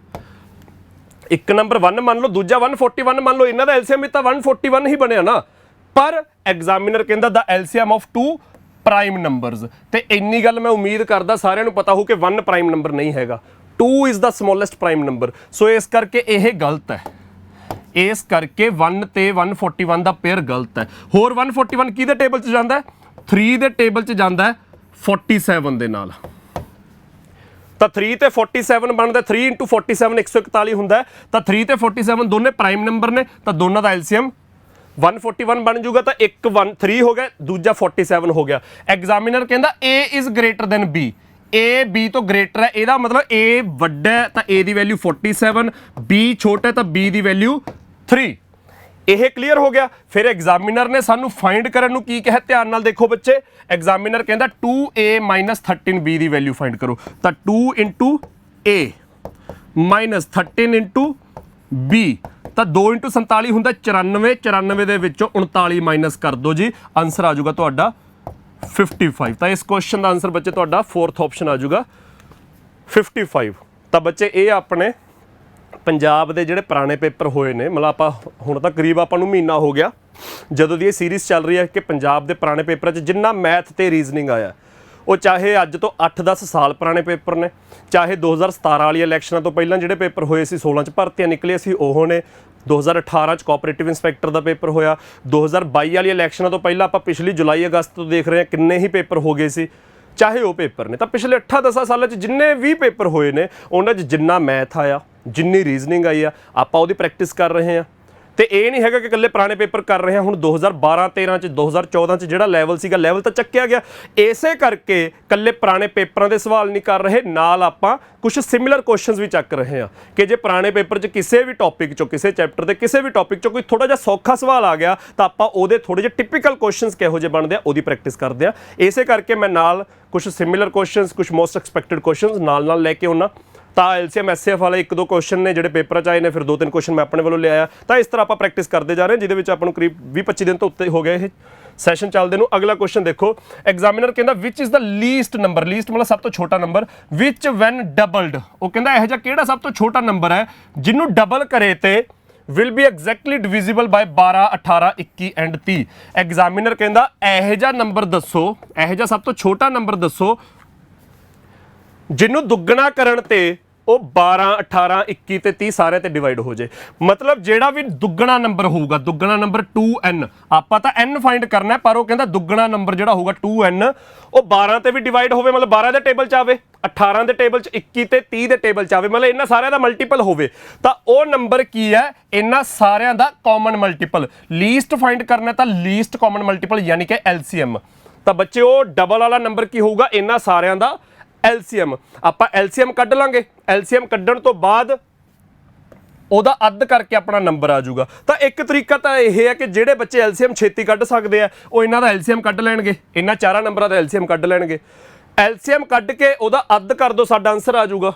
ਦੂਜਾ ਤਰੀਕਾ ਕੀ ਹੋ ਸਕਦਾ ਹੈ, ਜਿਹੜੇ ਬੱਚੇ ਨੂੰ ਐਲਸੀਐਮ ਕੱਢਣ 'ਚ ਲੱਗਦਾ ਕਿ ਸਮਾਂ ਵੇਸਟ ਹੋਊਗਾ, ਸਾਨੂੰ ਪਤਾ ਕਿ ਸਾਡੇ ਆਪਸ਼ਨ ਕੀ ਨੇ, ਸਾਡੇ ਆਪਸ਼ਨ ਨੇ ਆ ਨੰਬਰ, ਪਰ ਐਲਸੀਐਮ ਕੀ ਹੈ ਇਹ ਤੋਂ ਦੁੱਗਣਾ। ਤਾਂ ਬੱਚੇ ਐਲਸੀਐਮ ਕੀ ਹੋ ਜਾਊਗਾ, ਇਹਦਾ ਦੁੱਗਣਾ 5040। ਐਲਸੀਐਮ ਕੀ ਹੋ ਜਾਊਗਾ, ਇਹਦਾ ਦੁੱਗਣਾ 2520। ਐਲਸੀਐਮ ਕੀ ਹੋ ਜਾਊਗਾ, ਇਹਦਾ ਦੁੱਗਣਾ 1260। ਐਲਸੀਐਮ ਕੀ ਹੋ ਜਾਊਗਾ, ਇਹਦਾ ਦੁੱਗਣਾ 392। ਤਾਂ ਬੱਚੇ ਐ ਦੇਖ ਕੇ ਜੇ ਅੰਦਾਜ਼ਾ ਲਾ ਲਓ ਵੀ ਇਹਨਾਂ ਚੋਂ ਕਿਹੜਾ ਨੰਬਰ ਐਲਸੀਐਮ ਬਣਦਾ ਹੈ। ਐਲਸੀਐਮ ਮਤਲਬ ਜਿਹੜਾ ਇਹਦੇ ਟੇਬਲ 'ਚ ਆਉਂਦਾ ਹੋਵੇ। ਤਾਂ ਸਭ ਤੋਂ ਛੋਟੇ ਤੋਂ ਸ਼ੁਰੂ ਹੋ ਜਾਓ, ਕਿਉਂਕਿ ਆਪਾਂ ਸਭ ਤੋਂ ਛੋਟਾ ਫਾਈਂਡ ਕਰਨਾ, ਤਾਂ ਛੋਟੇ ਤੋਂ ਸ਼ੁਰੂ ਹੋ ਜਾਓ। 392 ਤਾਂ 30 ਦੇ ਟੇਬਲ 'ਚ ਨਹੀਂ ਆਉਂਦਾ। 30 ਦੇ ਟੇਬਲ 'ਚ ਆਉਣ ਦਾ ਮਤਲਬ ਕੀ ਹੈ, ਪਿੱਛੇ 0 ਤਾਂ ਹੋਣੀ ਚਾਹੀਦੀ ਹੈ। ਤਾਂ ਬੱਚੇ ਆ ਤਾਂ ਗਲਤ ਹੈ, ਆਪਾਂ ਸਭ ਤੋਂ ਛੋਟੇ ਤੋਂ ਦੇਖਦੇ ਜਾਂਦੇ, ਜਿਹੜਾ ਸੈਟੀਸਫਾਈ ਕਰ ਗਿਆ ਵੱਡੇ ਚੈੱਕ ਹੀ ਨਹੀਂ ਕਰਨੇ। 1260 ਬੱਚੇ 1260 30 ਦੇ ਟੇਬਲ 'ਚ ਬਿਲਕੁਲ ਆਉਂਦਾ, 30 ਤੇ ਕੱਟਿਆ ਜਾਂਦਾ। 1260 ਬਟੇ 30 ਕਰਾਂਗੇ, ਕੱਟਿਆ ਜਾਊਗਾ। 1260 ਬਟੇ 21 ਕਰਾਂਗੇ, 21 ਗੁਣਾ 6 126 ਹੁੰਦਾ, ਤਾਂ 1260 ਕੱਟਿਆ ਜਾਊਗਾ, ਇਹ ਵੀ ਜਾਂਦਾ। 18 ਦੇ ਟੇਬਲ 'ਚ ਵੀ ਕੱਟਿਆ ਜਾਂਦਾ। 18 × 7 126 ਹੁੰਦਾ, ਤਾਂ 18 ਦੇ ਟੇਬਲ 'ਚ 1260 ਕੱਟਿਆ ਜਾਂਦਾ। 12 ਦੇ ਟੇਬਲ 'ਚ ਵੀ 1260 ਕੱਟਿਆ ਜਾਂਦਾ। 12 ਦੇ ਟੇਬਲ 'ਚ 1200 ਵੀ ਕੱਟਿਆ ਜਾਂਦਾ, 60 ਵੀ ਕੱਟਿਆ ਜਾਂਦਾ, ਤਾਂ ਇਹ ਵੀ ਕੱਟਿਆ ਜਾਂਦਾ। ਤਾਂ ਆਪਾਂ ਨੂੰ ਐਲਸੀਐਮ ਕੱਢਣ ਦੀ ਲੋੜ ਨਹੀਂ, ਆ ਕੱਟਿਆ ਜਾਂਦਾ। ਤਾਂ ਆਨਸਰ ਕੀ ਹੋਊਗਾ, ਇਹਦਾ ਅੱਧ 630। ਤਾਂ ਸੀ ਆਪਸ਼ਨ ਬੱਚੇ ਸਾਡਾ ਆਨਸਰ ਆ ਜਾਊਗਾ। ਤੇ ਇਨ ਕੇਸ ਜੇ ਕੁਝ ਬੱਚਿਆਂ ਨੂੰ ਲੱਗਦਾ ਕਿ ਉਹ ਐਲਸੀਐਮ ਸੌਖਾ ਕੱਢ ਲੈਣਗੇ, ਤਾਂ ਐਲਸੀਐਮ ਕੱਢ ਲੈਣੇ ਆਂਗੇ। ਐਲਸੀਐਮ ਮੈਂ ਆਪਦੇ ਤਰੀਕੇ ਨਾਲ ਕਢਾਊਂਗਾ, ਤੁਸੀਂ ਜਿਹੜੇ ਤਰੀਕੇ ਨਾਲ ਐਲਸੀਐਮ ਕੱਢਣਾ ਸਿੱਖਿਆ ਉਹਦੇ ਨਾਲ ਕੱਢੋਗੇ। ਤਾਂ ਬੱਚੇ 4 ਨੰਬਰਾਂ ਦਾ ਐਲਸੀਐਮ ਕੱਢਣਾ, 12 18 21 ਤੇ 30 ਦਾ। ਤਾਂ ਜਦੋਂ ਵੀ 2 ਤੋਂ ਜ਼ਿਆਦਾ ਨੰਬਰਾਂ ਦਾ ਐਲਸੀਐਮ ਕੱਢਣਾ ਹੋਵੇ, ਮੈਂ ਆਪਦੇ ਤਰੀਕੇ ਨਾਲ ਕੱਢਣਾ ਸਿਖਾਉਣ ਲੱਗਿਆ। ਜਦੋਂ 2 ਤੋਂ ਜ਼ਿਆਦਾ ਤਰੀਕਿਆਂ ਨਾਲ 2 ਤੋਂ ਜ਼ਿਆਦਾ ਨੰਬਰਾਂ ਦਾ ਐਲਸੀਐਮ ਕੱਢਣਾ ਹੋਵੇ, ਸਭ ਤੋਂ ਵੱਡਾ ਨੰਬਰ ਚੱਕੋ, ਸਾਰਿਆਂ ਨੂੰ ਉਹਦੇ ਨਾਲ ਡਿਵਾਈਡ ਕਰ ਦਿਓ। ਤਾਂ ਸਾਰਿਆਂ ਨੂੰ 30 ਤੇ ਡਿਵਾਈਡ ਕਰ ਦਿਓ। ਸਭ ਤੋਂ ਵੱਡਾ ਨੰਬਰ 30 ਆ, ਤਾਂ ਸਾਰਿਆਂ ਨੂੰ 30 ਤੇ ਡਿਵਾਈਡ ਕਰ ਦਿਓ। ਤਾਂ ਆ ਤਾਂ 30 ਤੇ ਕੱਟਿਆ ਗਿਆ, 1 ਰਹਿ ਗਿਆ। ਤਾਂ 12 ਬਟੇ 30 ਕਿੰਨਾ ਹੋ ਗਿਆ ਬੱਚੇ, 6 ਦੇ ਟੇਬਲ 'ਚ 2 ਬਟੇ 5। 18 ਬਟੇ 30 ਹੋ ਗਿਆ, 6 ਦੇ ਟੇਬਲ 'ਚ 3 ਬਟੇ 5। 21 ਬਟੇ 30 ਹੋ ਗਿਆ, 3 ਦੇ ਟੇਬਲ 'ਚ 7 ਬਟੇ 10। ਤਾਂ ਤੁਹਾਡਾ ਐਲਸੀਐਮ ਕੀ ਹੋ ਜਾਊਗਾ, ਆਪਾਂ 4-5 ਨੰਬਰਾਂ ਦਾ ਜਿੰਨੇ ਮਰਜ਼ੀ ਨੰਬਰਾਂ ਦਾ ਐਲਸੀਐਮ ਦੇਖਣਾ ਹੈ, ਤਾਂ ਸਭ ਤੋਂ ਵੱਡੇ ਨੰਬਰ ਨਾਲ ਡਿਵਾਈਡ ਕਰਤਾ। ਸਾਰਿਆਂ ਨੂੰ ਡਿਵਾਈਡ ਕਰਕੇ ਜਿਹੜੀਆਂ ਫਰੈਕਸ਼ਨਾਂ ਬਣ ਗਈਆਂ, ਡਿਵਾਈਡ ਕਰਕੇ ਜਿਹੜੀਆਂ ਫਰੈਕਸ਼ਨਾਂ ਬਣ ਗਈਆਂ, ਉਹਨਾਂ ਫਰੈਕਸ਼ਨਾਂ 'ਚੋਂ ਇਕੱਲੇ ਨਿਊਮੀਰੇਟਰਾਂ ਦਾ ਐਲਸੀਐਮ ਲੈ ਲਓ ਬੱਚੇ। 2 3 7 ਦਾ ਐਲਸੀਐਮ ਕਿੰਨਾ ਆ ਗਿਆ, 42। 2 3 ਤੇ 7 ਦਾ ਐਲਸੀਐਮ ਆ ਗਿਆ 42। ਤਾਂ ਤੁਹਾਡਾ ਐਲਸੀਐਮ ਓਵਰਆਲ ਐਲਸੀਐਮ ਕੀ ਆ ਜਾਊਗਾ, ਉਹੀ ਸਭ ਤੋਂ ਵੱਡਾ ਨੰਬਰ 30 × 42। ਤਾਂ ਤੁਹਾਡਾ ਐਲਸੀਐਮ ਆ ਗਿਆ 1260। ਜੇ ਕੁਝ ਬੱਚਿਆਂ ਨੇ ਐਲਸੀਐਮ ਕੱਢਣਾ ਤਾਂ ਇਸ ਤਰ੍ਹਾਂ ਐਲਸੀਐਮ ਕੱਢਿਆ ਜਾ ਸਕਦਾ, ਉਹੀ ਸਭ ਤੋਂ ਵੱਡਾ ਨੰਬਰ ਜਿਹਦੇ ਨਾਲ ਡਿਵਾਈਡ ਕੀਤਾ ਸੀ 30 × ਕੱਲੇ ਨਿਊਮੀਰੇਟਰਾਂ ਦਾ ਐਲਸੀਐਮ ਲੈ ਲਓ ਜੀ 42। ਤਾਂ ਤੁਹਾਡਾ ਓਵਰਆਲ ਐਲਸੀਐਮ ਆ ਗਿਆ 1260। ਪਰ ਆਪਾਂ ਆਹ ਨੰਬਰ ਫਾਈਂਡ ਕਰਨਾ, ਉਹਦਾ ਅੱਧ। ਤਾਂ 1260 ਦਾ ਅੱਧ ਕਿੰਨਾ ਹੋ ਗਿਆ, 630। ਤਾਂ ਇਸ ਕੁਐਸਚਨ ਦਾ ਆਨਸਰ ਬੱਚੇ ਤੁਹਾਡਾ ਥਰਡ ਆਪਸ਼ਨ ਆ ਜਾਊਗਾ 630। ਹਾਂਜੀ ਬੱਚੇ, ਅਗਲਾ ਕੁਐਸਚਨ ਦੇਖੋ। ਅਗਲਾ ਵੀ ਐਲਸੀਐਮ ਐਚਸੀਐਫ ਦਾ ਕੁਐਸਚਨ ਹੈ। What least number must be subtracted from 1936 so that the resulting number when divided by 9 10 and 15 will leave in each case the same remainder 7। Examiner ਨੇ ਇੰਟਰਸਟਿੰਗ ਕੁਐਸਚਨ ਪਾਇਆ। ਇਹ ਪੁਰਾਣੇ paper ਦਾ question ਨਹੀਂ ਹੈਗਾ, ਮੈਂ ਆਪਦੇ ਵੱਲੋਂ ਲੈ ਕੇ ਆਇਆ। ਐਗਜ਼ਾਮੀਨਰ ਕਹਿੰਦਾ 1936 ਨੰਬਰ ਹੈ ਇੱਕ, ਉਹਦੇ ਵਿੱਚੋਂ ਕਿਹੜਾ ਸਭ ਤੋਂ ਛੋਟਾ ਨੰਬਰ ਮਾਈਨਸ ਕਰੀਏ। ਲੀਸਟ ਨੰਬਰ 1936 ਚੋਂ ਛੋਟੇ ਤੋਂ ਛੋਟਾ ਕਿਹੜਾ ਨੰਬਰ ਮਾਈਨਸ ਕਰੀਏ ਕਿ ਉਸ ਨੰਬਰ ਨੂੰ ਜੇ ਅਸੀਂ 9 10 ਤੇ 15 ਤਿੰਨਾਂ ਤੇ ਡਿਵਾਈਡ ਕਰੀਏ ਤਾਂ ਹਰ ਵਾਰੀ 7 ਰਿਮਾਈਂਡਰ ਆਵੇ। ਤਾਂ ਬੱਚੇ ਰਿਮਾਈਂਡਰ ਦਾ ਪੰਜਾਬੀ 'ਚ ਮਤਲਬ ਹੁੰਦਾ ਕਿ 7 ਫਾਲਤੂ ਬਚ ਜਾ। ਹਰ ਵਾਰੀ 7 ਫਾਲਤੂ ਬਚਦਾ ਹੈ। ਕਹਿਣ ਦਾ ਮਤਲਬ ਕੀ ਹੈ ਕਿ ਜਿਹੜਾ ਵੀ ਨੰਬਰ ਹੋਊਗਾ 1936 ਚੋਂ ਛੋਟਾ ਜਿਹਾ ਨੰਬਰ ਮਾਈਨਸ ਕਰਕੇ ਪਿੱਛੇ ਜੋ ਵੀ ਬਚੂਗਾ ਉਹ ਛੋਟਾ ਜਿਹਾ ਨੰਬਰ ਕੀ ਹੈ, 9 10 15 ਦੇ ਟੇਬਲ 'ਚ ਆਉਂਦਾ ਪਲੱਸ 7 ਫਾਲਤੂ ਚੱਕੀ ਫਿਰਦਾ। ਤਾਂ 9 ਦੇ ਟੇਬਲ 'ਚ 9 ਦੇ ਮਲਟੀਪਲ, 10 ਦੇ ਟੇਬਲ 'ਚ 10 ਦੇ ਮਲਟੀਪਲ, 15 ਦੇ ਟੇਬਲ 'ਚ 15 ਦੇ ਮਲਟੀਪਲ ਆਉਣਗੇ, ਪਰ 7 ਫਾਲਤੂ ਵੀ ਆਊਗਾ। ਤਾਂ ਬੱਚੇ 9 ਤੇ 15 ਤਾਂ ਛੱਡੋ, 10 ਦਾ ਤਾਂ ਕਲੀਅਰ ਹੈ ਨਾ ਕਿ ਆਹ ਕੁਐਸਚਨ ਮੈਂ ਬਿਨਾਂ ਸੋਲਵ ਕੀਤੇ ਆਨਸਰ ਦੱਸਣ ਲੱਗਿਆ, ਫਿਰ ਸੋਲਵ ਵੀ ਕਰਾ ਦੂੰਗਾ। 10 ਤੋਂ ਤਾਂ ਕਲੀਅਰ ਹੈ ਕਿ 10 ਦੇ ਮਲਟੀਪਲ ਦੇ ਪਿੱਛੇ ਤਾਂ 10 ਹੀ ਆਊਗਾ, 0 ਆਊਗੀ, ਸੌਰੀ 10 ਦੇ ਮਲਟੀਪਲ ਦੇ ਪਿੱਛੇ ਹਮੇਸ਼ਾ 0 ਆਊਗੀ। ਤਾਂ ਇਹਨਾਂ ਦਾ ਜੋ ਵੀ ਐਲਸੀਐਮ ਹੋਊਗਾ ਉਹਦੇ ਪਿੱਛੇ 0 ਤਾਂ ਪੈਂਦੀ ਹੋਊਗੀ। ਤਾਂ 7 ਰਿਮਾਈਂਡਰ ਦਾ ਮਤਲਬ 7 ਫਾਲਤੂ। ਤਾਂ ਜੇ 0 ਦੇ ਵਿੱਚ 7 ਫਾਲਤੂ ਜੋੜਨਾ ਤਾਂ ਪਿੱਛੇ 7 ਆ ਜਾਊਗਾ। ਤਾਂ ਜਿਹੜਾ ਵੀ ਨੰਬਰ ਇਹਨਾਂ ਤੇ ਡਿਵਾਈਡ ਕਰਕੇ 7 ਰਿਮਾਈਂਡਰ ਲੈ ਕੇ ਆਊਗਾ ਤਾਂ ਉਹ ਬੱਚੇ ਉਹ ਨੰਬਰ ਦੇ ਪਿੱਛੇ 7 ਪੈਂਦਾ ਹੋਊਗਾ। ਤਾਂ 1936 ਦੇ ਵਿੱਚੋਂ ਕੀ ਮਾਈਨਸ ਕਰੀਏ ਕਿ ਪਿੱਛੇ 7 ਆ ਜੇ 6 ਦੇ ਵਿੱਚੋਂ ਕੀ ਮਾਈਨਸ ਕਰੀਏ ਕਿ ਪਿੱਛੇ 7 ਆ ਜੇ ਤਾਂ ਬੱਚੇ 6 ਚੋਂ ਕੀ ਮਾਈਨਸ ਕਰੀ ਦੀ ਥਾਂ ਤੇ 16 ਚੋਂ ਮਾਈਨਸ ਕਰਕੇ ਦੇਖ ਲਓ 16 ਚੋਂ ਕੀ ਮਾਈਨਸ ਕਰੀਏ ਕਿ 7 ਆ ਜੇ 9 ਆਊਗਾ ਪਿੱਛੇ ਤਾਂ ਆਨਸਰ ਆਊਗਾ ਜਿਹਦੇ ਪਿੱਛੇ 9 ਹੈ ਤਾਂ ਡੀ ਆਪਸ਼ਨ ਆਨਸਰ ਆ ਗਿਆ ਬੱਚੇ ਇਸ ਕੁਐਸਚਨ ਦਾ ਕਮੈਂਟ ਸੈਕਸ਼ਨ 'ਚ ਕਮੈਂਟ ਕਰਕੇ ਦੱਸ ਦਿਓ ਕਿ ਆਹ ਟ੍ਰਿਕ ਸਮਝ ਲੱਗਿਆ ਜੀ ਸਾਰਿਆਂ ਨੂੰ ਇਹਦੇ ਨਾਲ ਸਾਨੂੰ ਕੁਐਸਚਨ ਸੋਲਵ ਕਰਨ ਦੀ ਵੀ ਲੋੜ ਨਹੀਂ ਐਗਜ਼ਾਮੀਨਰ ਕਹਿੰਦਾ 1936 ਚੋਂ ਕਿਹੜਾ ਛੋਟੇ ਤੋਂ ਛੋਟਾ ਨੰਬਰ ਮਾਈਨਸ ਕਰੀਏ ਕਿ ਬਾਕੀ ਜੋ ਬਚ ਗਿਆ ਉਹਨੂੰ 9 10 15 ਤੇ ਡਿਵਾਈਡ ਕਰਨ ਤੋਂ ਬਾਅਦ 7 ਰਿਮਾਈਂਡਰ ਆਵੇ ਤਾਂ 9 10 15 ਤੇ ਡਿਵਾਈਡ ਕਰਨਾ ਤੇ 7 ਫालतू ਵੀ ਬਚਣਾ ਤਾਂ 9 10 15 ਦਾ ਕੋਈ ਮਲਟੀਪਲ ਲੀਸਟ ਮਲਟੀਪਲ ਨਾ ਹੋਵੇ ਤਾਂ ਕੋਈ ਵੱਡਾ ਮਲਟੀਪਲ ਹੋਵੇ ਪਲੱਸ 7 ਫालतू ਤਾਂ 10 ਦਾ ਮਲਟੀਪਲ ਮਤਲਬ ਕਾਮਨ ਮਲਟੀਪਲ ਚ ਪਿੱਛੇ 0 7 ਫालतू ਮਤਲਬ 7 ਐਕਸਟਰਾ ਐਡ ਹੋ ਗਿਆ ਤਾਂ ਪਿੱਛੇ 7 ਆ ਜਾਊਗਾ ਤਾਂ 1936 ਚੋਂ ਕੀ ਮਾਈਨਸ ਕਰੀਏ ਕਿ ਪਿੱਛੇ 7 ਆ ਜੇ 9 ਮਾਈਨਸ ਕਰਕੇ ਤਾਂ ਪਿੱਛੇ 9 ਹੋਣਾ ਚਾਹੀਦਾ ਤਾਂ ਇੱਕੋ ਹੀ ਆਪਸ਼ਨ ਹੈ ਜਿਹਦੇ ਪਿੱਛੇ 9 ਹੈ ਤਾਂ 39 ਬੱਚੇ ਤੁਹਾਡਾ ਆਨਸਰ ਆ ਗਿਆ ਇਸ ਕੁਐਸਚਨ ਦਾ ਤਾਂ ਜਿਹੜੇ ਬੱਚੇ ਕਹਿ ਰਹੇ ਨੇ ਕਿ ਇਹ ਕੁਐਸਚਨ ਸੋਲਵ ਕਰਨਾ ਹੈ ਮੈਂ ਸੋਲਵ ਕਰਵਾ ਦੇਣਾ ਸੋਲਵ ਕਰਵਾਉਣ ਵੇਲੇ ਬਸ ਆਪਾਂ ਐਲਸੀਐਮ ਕੱਢਣਾ ਹੈਗਾ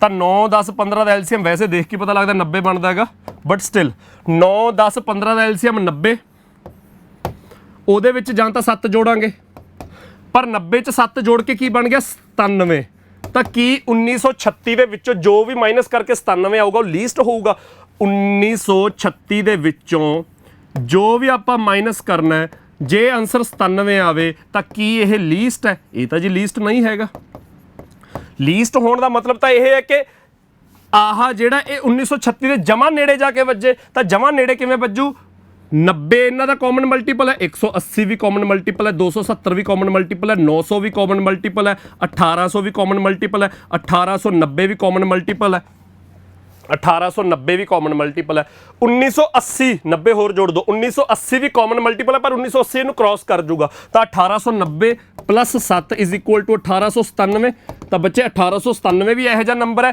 ਜਿਹੜਾ ਇਹਨਾਂ ਤੇ ਡਿਵਾਈਡ ਹੋਊਗਾ ਤਾਂ ਹਰ ਵਾਰੀ 7 ਰਿਮਾਈਂਡਰ ਦਊਗਾ ਤਾਂ 1936 ਚੋਂ ਕੀ ਡਿਵਾਈਡ ਕਰੀਏ ਕੀ ਮਾਈਨਸ ਕਰੀਏ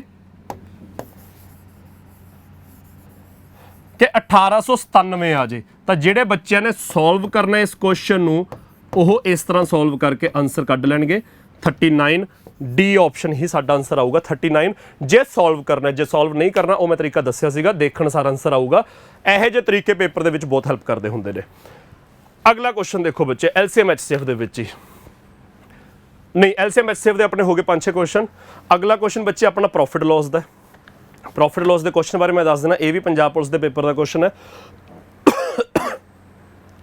ਇਸ ਕੁਐਸਚਨ ਦੇ ਵਿੱਚ ਜਿਹੜਾ ਪੇਪਰ ਦਾ ਕੁਐਸਚਨ ਸੀ ਪੇਪਰ ਦੇ ਵਿੱਚ ਸੌਖੀਆਂ ਵੈਲਿਊਜ਼ ਸੀਗੀਆਂ ਕੀ ਵੈਲਿਊਜ਼ ਸੀ an article is sold at a loss of 10% ਆਪਣਾ ਜਿਹੜਾ ਕੁਐਸਚਨ ਹੈ ਮੈਂ ਪਹਿਲਾਂ ਆਪਣਾ ਕੁਐਸਚਨ ਰੀਡ ਕਰ ਦੇਣਾਗਾ ਸਮਝਾ ਦੇਣਾ ਸੋਲਵ ਕਰਾ ਦੇਣਾ ਪੇਪਰ ਦਾ ਕੁਐਸਚਨ ਮਗਰੋਂ ਦੱਸ ਦੂੰਗਾ an article is sold at a loss of 10% examiner ਕਹਿੰਦਾ ਕੋਈ ਆਰਟੀਕਲ 10% ਦੇ ਲਾਸ ਤੇ ਵੇਚਿਆ ਗਿਆ had it been sold for ₹36 more ਉਹ ਕਹਿੰਦਾ ਜਿੰਨੇ ਦਾ ਵੀ ਵੇਚਿਆ ਪਰਸੈਂਟੇਜ ਦੇ ਵਿੱਚ ਐਗਜ਼ਾਮੀਨਰ ਨੇ ਦੱਸਤਾ ਕਿ 10% ਦੇ ਲਾਸ ਤੇ ਵੇਚਿਆ ਯਾਨੀ ਕਿ 90% ਤੇ ਵੇਚਿਆ ਜਾਂ 100% ਤੋਂ 10 ਪਿੱਛੇ ਵੇਚਿਆ ਉਹ ਕਹਿੰਦਾ ਜਿੰਨੇ ਦਾ ਵੀ ਵੇਚਿਆ ਜੇ 36 ਰੁਪਏ ਮਹਿੰਗਾ ਵੇਚਿਆ ਹੁੰਦਾ ਤਾਂ ਜਿਹੜਾ ਪਹਿਲਾਂ 10% ਦਾ ਲਾਸ ਹੋਇਆ ਸੀ ਹੁਣ ਕੀ ਹੋ ਜੂ there would have been a gain of 12.5% ਤਾਂ ਹੁਣ 12.5% ਦਾ ਗੇਨ ਹੋ ਜਾਊਗਾ ਫਾਈਂਡ ਦਾ ਕਾਸਟ ਪ੍ਰਾਈਸ ਮਤਲਬ 100% ਦੀ ਵੈਲਿਊ ਫਾਈਂਡ ਕਰੋ ਤਾਂ ਬੱਚੇ ਆਹ ਕਾਸਟ ਪ੍ਰਾਈਸ ਆ CP ਜਿਹੜਾ ਕਿ ਪਰਸੈਂਟੇਜ ਦੇ ਵਿੱਚ ਹਮੇਸ਼ਾ 100 ਹੁੰਦਾ ਹੈ ਐਗਜ਼ਾਮੀਨਰ ਕਹਿੰਦਾ ਸਮਾਨ ਪਹਿਲਾਂ ਇਨੀਸ਼ੀਅਲ ਸੈਲਿੰਗ ਪ੍ਰਾਈਸ ਆ ਸੀਗਾ ਪਹਿਲਾਂ 10% ਦੇ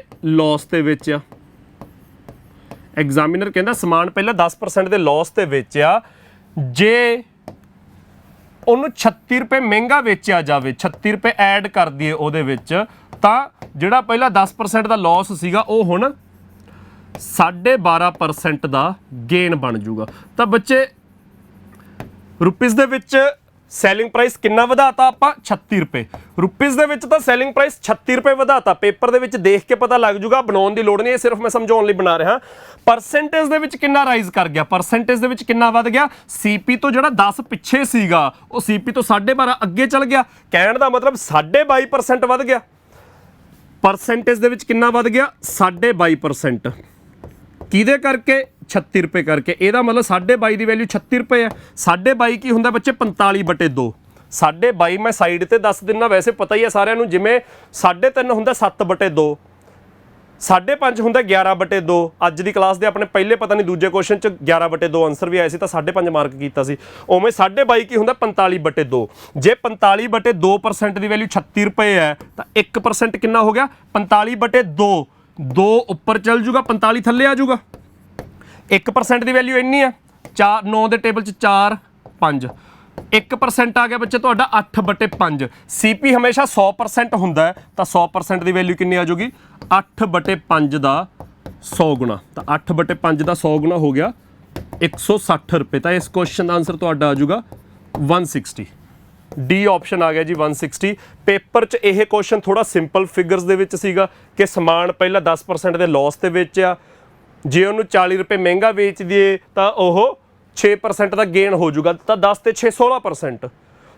10% ਲਾਸ ਸੀ 6% ਗੇਨ ਹੋਇਆ ਤਾਂ 16% 40 ਰੁਪਏ ਦੇ ਬਰਾਬਰ। ਹੁਣ ਮੈਂ ਜਾਣ ਕੇ ਫ੍ਰੈਕਸ਼ਨ ਦੇ ਵਿੱਚ ਵੈਲਿਊ ਬਣਾਉਣ ਦੇ ਲਈ 10% ਲਾਸ ਜੇ 36 ਰੁਪਏ ਮਹਿੰਗਾ ਵੇਚੇ ਤਾਂ 12.5% ਦਾ ਗੇਨ, ਤਾਂ ਕਿ ਤੁਹਾਡੀ ਇਹੋ ਜਿਹੀ ਕੈਲਕੂਲੇਸ਼ਨ ਦੀ ਵੀ ਤਿਆਰੀ ਹੋ ਜੇ। ਇਸ ਕਰਕੇ ਮੈਂ ਥੋੜੀ ਜਿਹੀ ਫਿਗਰ ਚੇਂਜ ਕਰਕੇ ਲਿਆ। ਇਹ ਪੁਰਾਣੇ ਪੇਪਰ ਦਾ ਕੁਐਸਚਨ ਆਪਣਾ।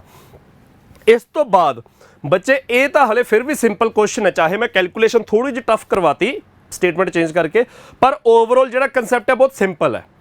ਇਹਦੇ ਨਾਲ ਦੇ ਜਿਹੜੇ ਮੈਂ ਪ੍ਰੋਫਿਟ ਲਾਸ ਦੇ ਵਿੱਚੋਂ ਕੁਐਸਚਨਸ ਲੈ ਕੇ ਆਇਆ ਉਹ ਥੋੜੇ ਜਿਹੇ ਟਿਪੀਕਲ ਲੈ ਕੇ ਆਇਆ, ਥੋੜੇ ਜਿਹੇ ਜ਼ਿਆਦਾ ਟਾਈਮ ਕੰਜ਼ਿਊਮਿੰਗ ਕਹਿ ਲਓ, ਲੈਂਥੀ ਕਹਿ ਲਓ, ਟਿਪੀਕਲ ਕਹਿ ਲਓ, ਟਫ ਵੀ ਕਹਿ ਲਓ, ਜੋ ਮਰਜ਼ੀ ਕਹਿ ਲਓ, ਸੌਖੇ ਨਹੀਂ ਲੈ ਕੇ ਆਇਆ। ਸੌਖੇ ਕੁਐਸਚਨ 'ਚ ਕੀ ਹੋ ਰਿਹਾ ਹੈ, CP ਜਿੰਨਾ ਵੀ ਹੈ CP ਉਨਾ ਹੀ ਰਹਿ ਰਿਹਾ ਹੈ। ਸੈਲਿੰਗ ਪ੍ਰਾਈਸ ਪਹਿਲਾਂ 10% ਦੇ ਲਾਸ ਦੇ ਵਿੱਚ ਆ, ਮਗਰੋਂ 36 ਰੁਪਏ ਵਧਾ ਕੇ 12.5% ਦਾ ਗੇਨ ਹੋ ਗਿਆ, ਤਾਂ ਸਿਰਫ ਸੈਲਿੰਗ ਪ੍ਰਾਈਸ 'ਚ ਵਾਧਾ ਹੋਇਆ, CP ਉਨਾ ਹੀ ਹੈ।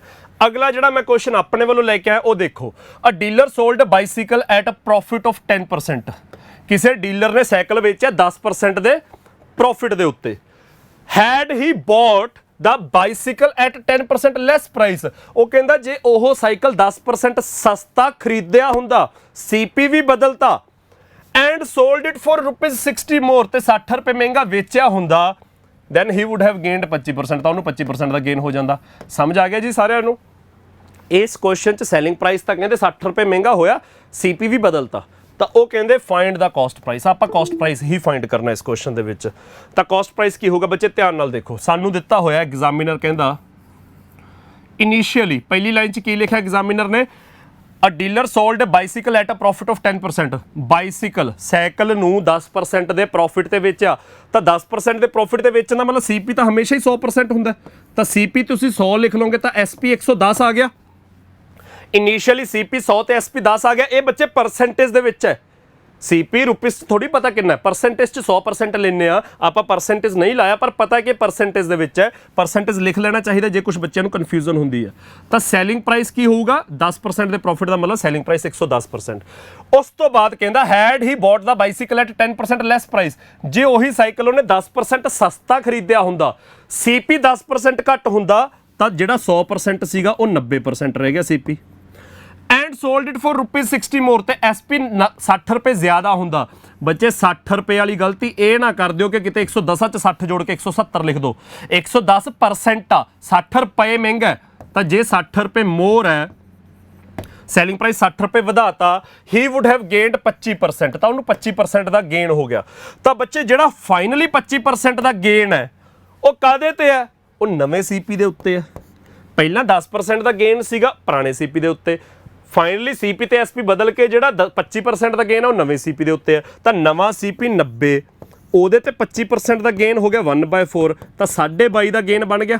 90/4 22.5 ਬਣ ਗਿਆ, ਤਾਂ 22.5% ਦਾ ਗੇਨ 22.5% ਇਹਦੇ ਵਿੱਚ ਜੋੜਾਂਗੇ ਤਾਂ 102.5% ਬਣ ਗਿਆ।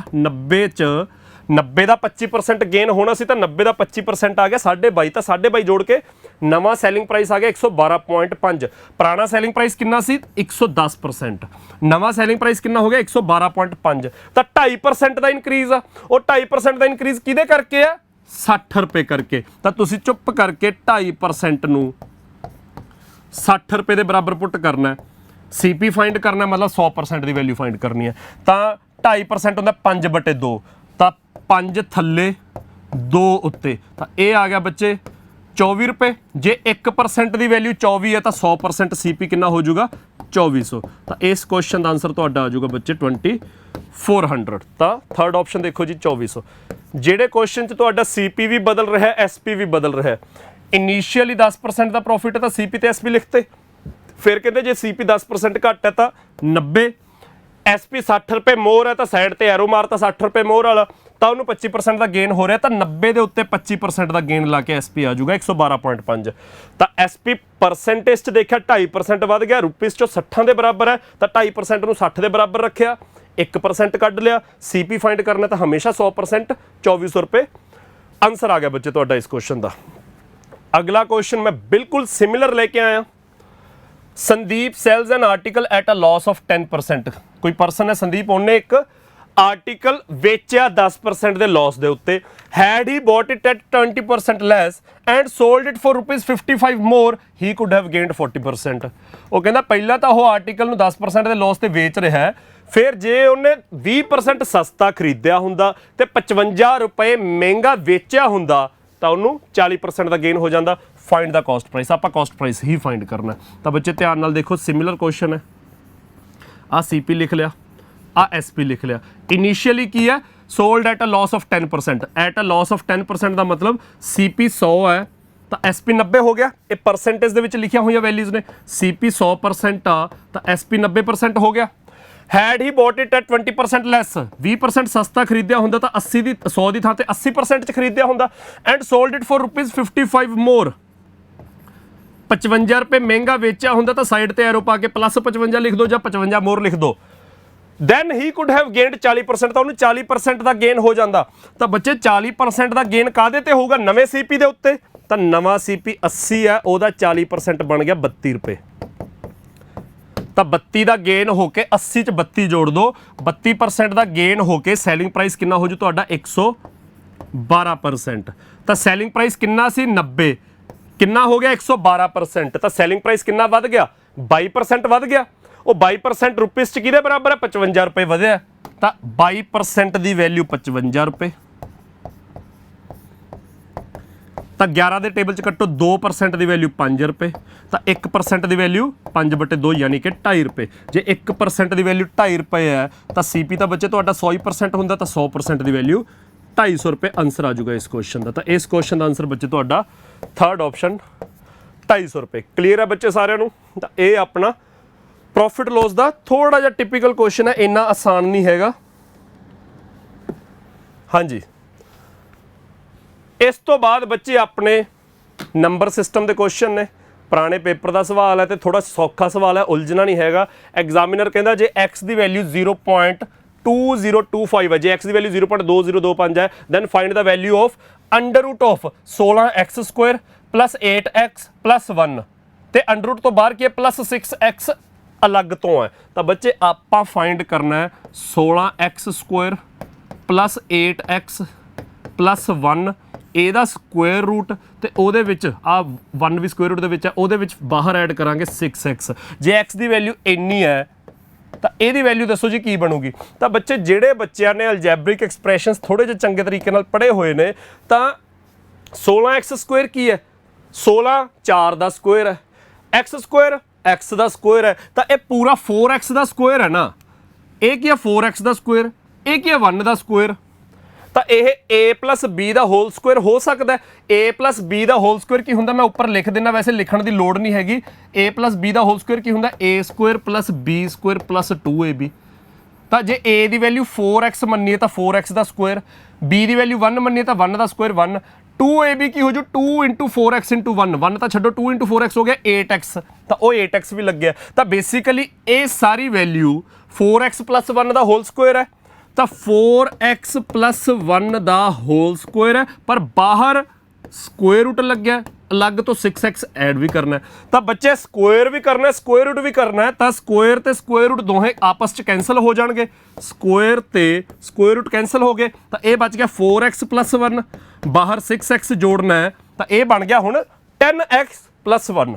ਤਾਂ ਇਹ ਬਣ ਗਿਆ ਬੱਚੇ 10x + 1 ਤੇ x ਦੀ ਵੈਲਿਊ ਕੀ ਹੈ 0.2025। ਜੇ ਉਹਦਾ 10 ਗੁਣਾ ਕਰਾਂਗੇ ਤਾਂ 2.025, 10 ਗੁਣਾ ਕਰਕੇ 2.025, ਉਹਦੇ ਵਿੱਚ ਇੱਕ ਐਡ ਕਰਨਾ ਤਾਂ 3.025 ਬੱਚੇ ਤੁਹਾਡਾ ਆਨਸਰ ਆ ਜਾਊਗਾ 3.025 ਤੁਹਾਡਾ ਡੀ ਆਪਸ਼ਨ ਆਨਸਰ ਹੈ। ਇਹ ਬੱਚੇ ਤੁਹਾਡਾ ਆਪਣੇ ਪੰਜਾਬ ਪੁਲਿਸ ਦੇ ਸਬ ਇੰਸਪੈਕਟਰ ਦਾ ਕੁਐਸਚਨ ਹੈ।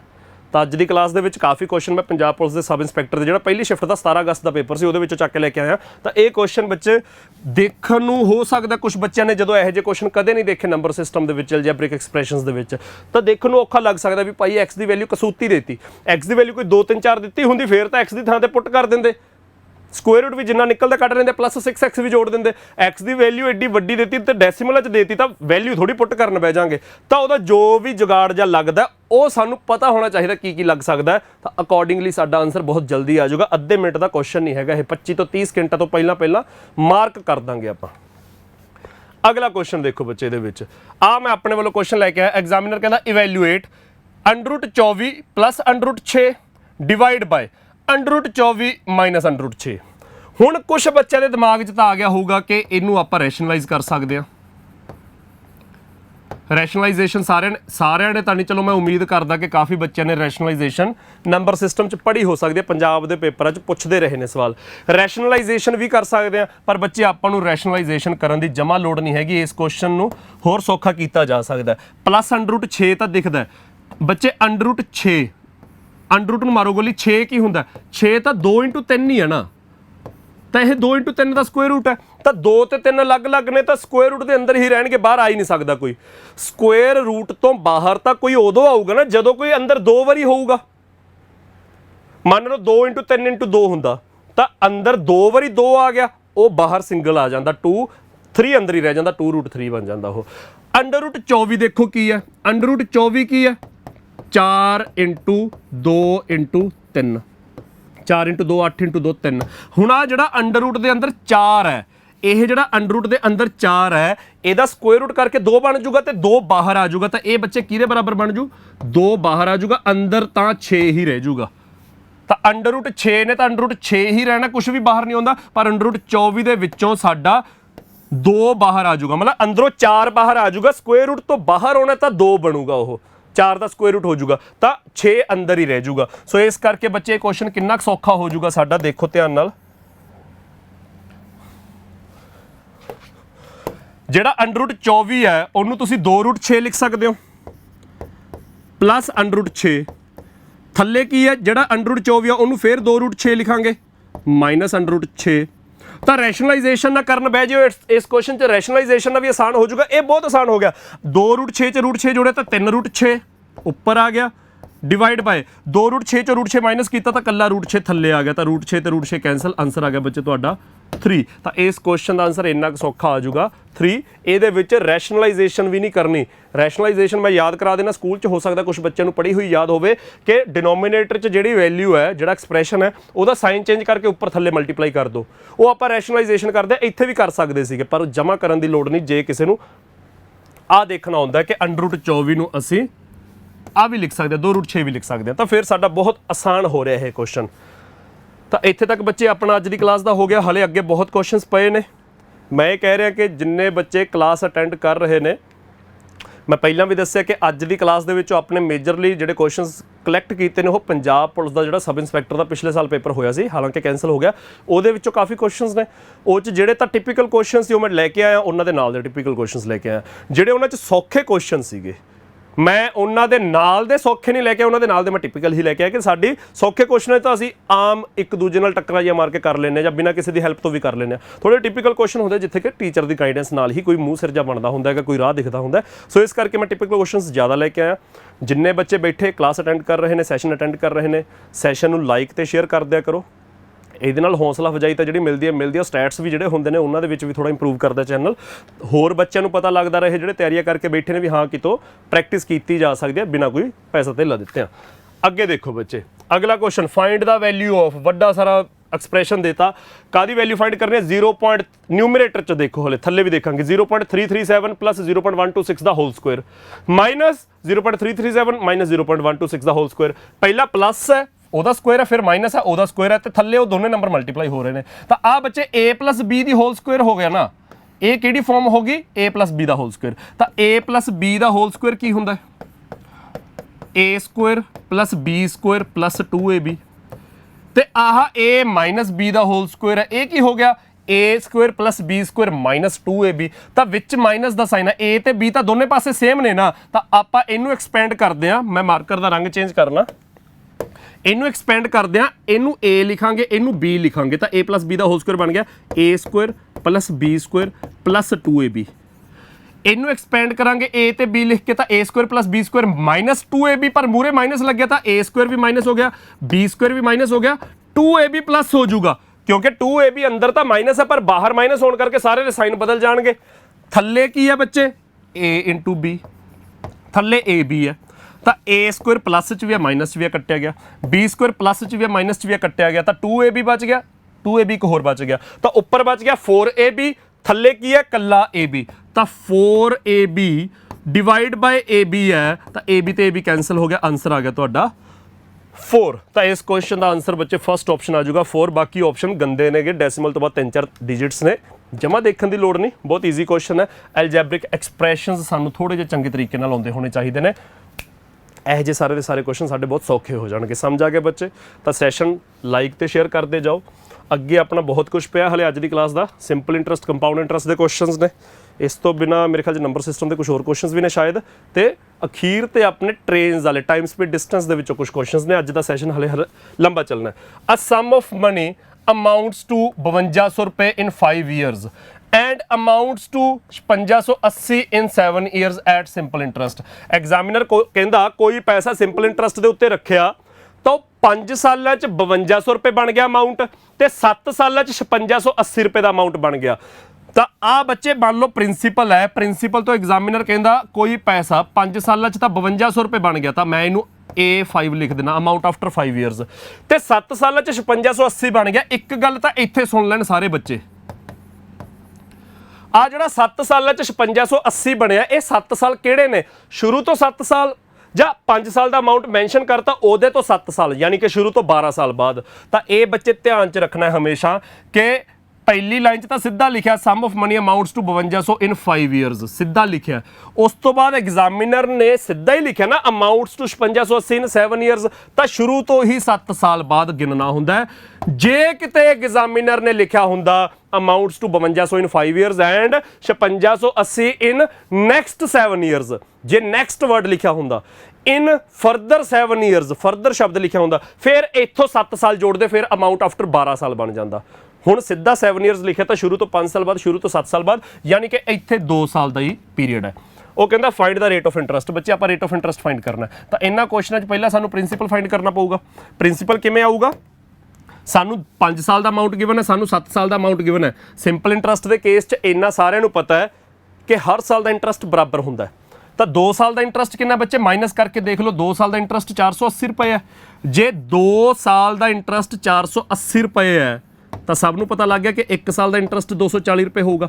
ਆਹ ਸਭ ਨੂੰ ਪਤਾ ਲੱਗ ਗਿਆ ਕਿ 1 ਸਾਲ ਦਾ ਇੰਟਰਸਟ 240 ਹੈ, ਕਿਉਂਕਿ ਰੇਟ ਆਫ ਇੰਟਰਸਟ ਫਾਈਂਡ ਕਰਨ ਵੇਲੇ ਸਾਡੇ ਕੋਲ 1 ਸਾਲ ਦਾ ਇੰਟਰਸਟ ਹੋਣਾ ਚਾਹੀਦਾ, ਉਹ ਪਤਾ ਲੱਗ ਗਿਆ 240। ਪਰ 1 ਸਾਲ ਦਾ ਜਿਹੜਾ ਇੰਟਰਸਟ, ਰੇਟ ਆਫ ਇੰਟਰਸਟ ਜਿਹੜਾ ਆਪਾਂ ਕੱਢਣਾ, ਉਹ ਕੱਢਣਾ ਤਾਂ ਪ੍ਰਿੰਸੀਪਲ ਦੇ ਉੱਤੇ ਹੁੰਦਾ, ਸੋ ਇਸ ਕਰਕੇ ਸਾਨੂੰ ਪ੍ਰਿੰਸੀਪਲ ਕੱਢਣ ਦੀ ਲੋੜ ਪੈਣੀ ਹੈ। ਤਾਂ ਪ੍ਰਿੰਸੀਪਲ ਕਿਵੇਂ ਨਿਕਲੂ ਬੱਚੇ? ਸਾਡੇ ਕੋਲ 5 ਸਾਲ ਦਾ ਅਮਾਊਂਟ ਹੈਗਾ, 5 ਸਾਲ ਦਾ ਅਮਾਊਂਟ ਕਿਵੇਂ ਆਇਆ ਹੋ? ਪ੍ਰਿੰਸੀਪਲ ਦੇ ਵਿੱਚ 5 ਸਾਲ ਦਾ ਇੰਟਰਸਟ ਜੋੜ ਕੇ 5 ਸਾਲ ਦਾ ਅਮਾਊਂਟ ਬਣਿਆ ਹੋ। ਤਾਂ ਪ੍ਰਿੰਸੀਪਲ ਕਿਵੇਂ ਨਿਕਲੂਗਾ?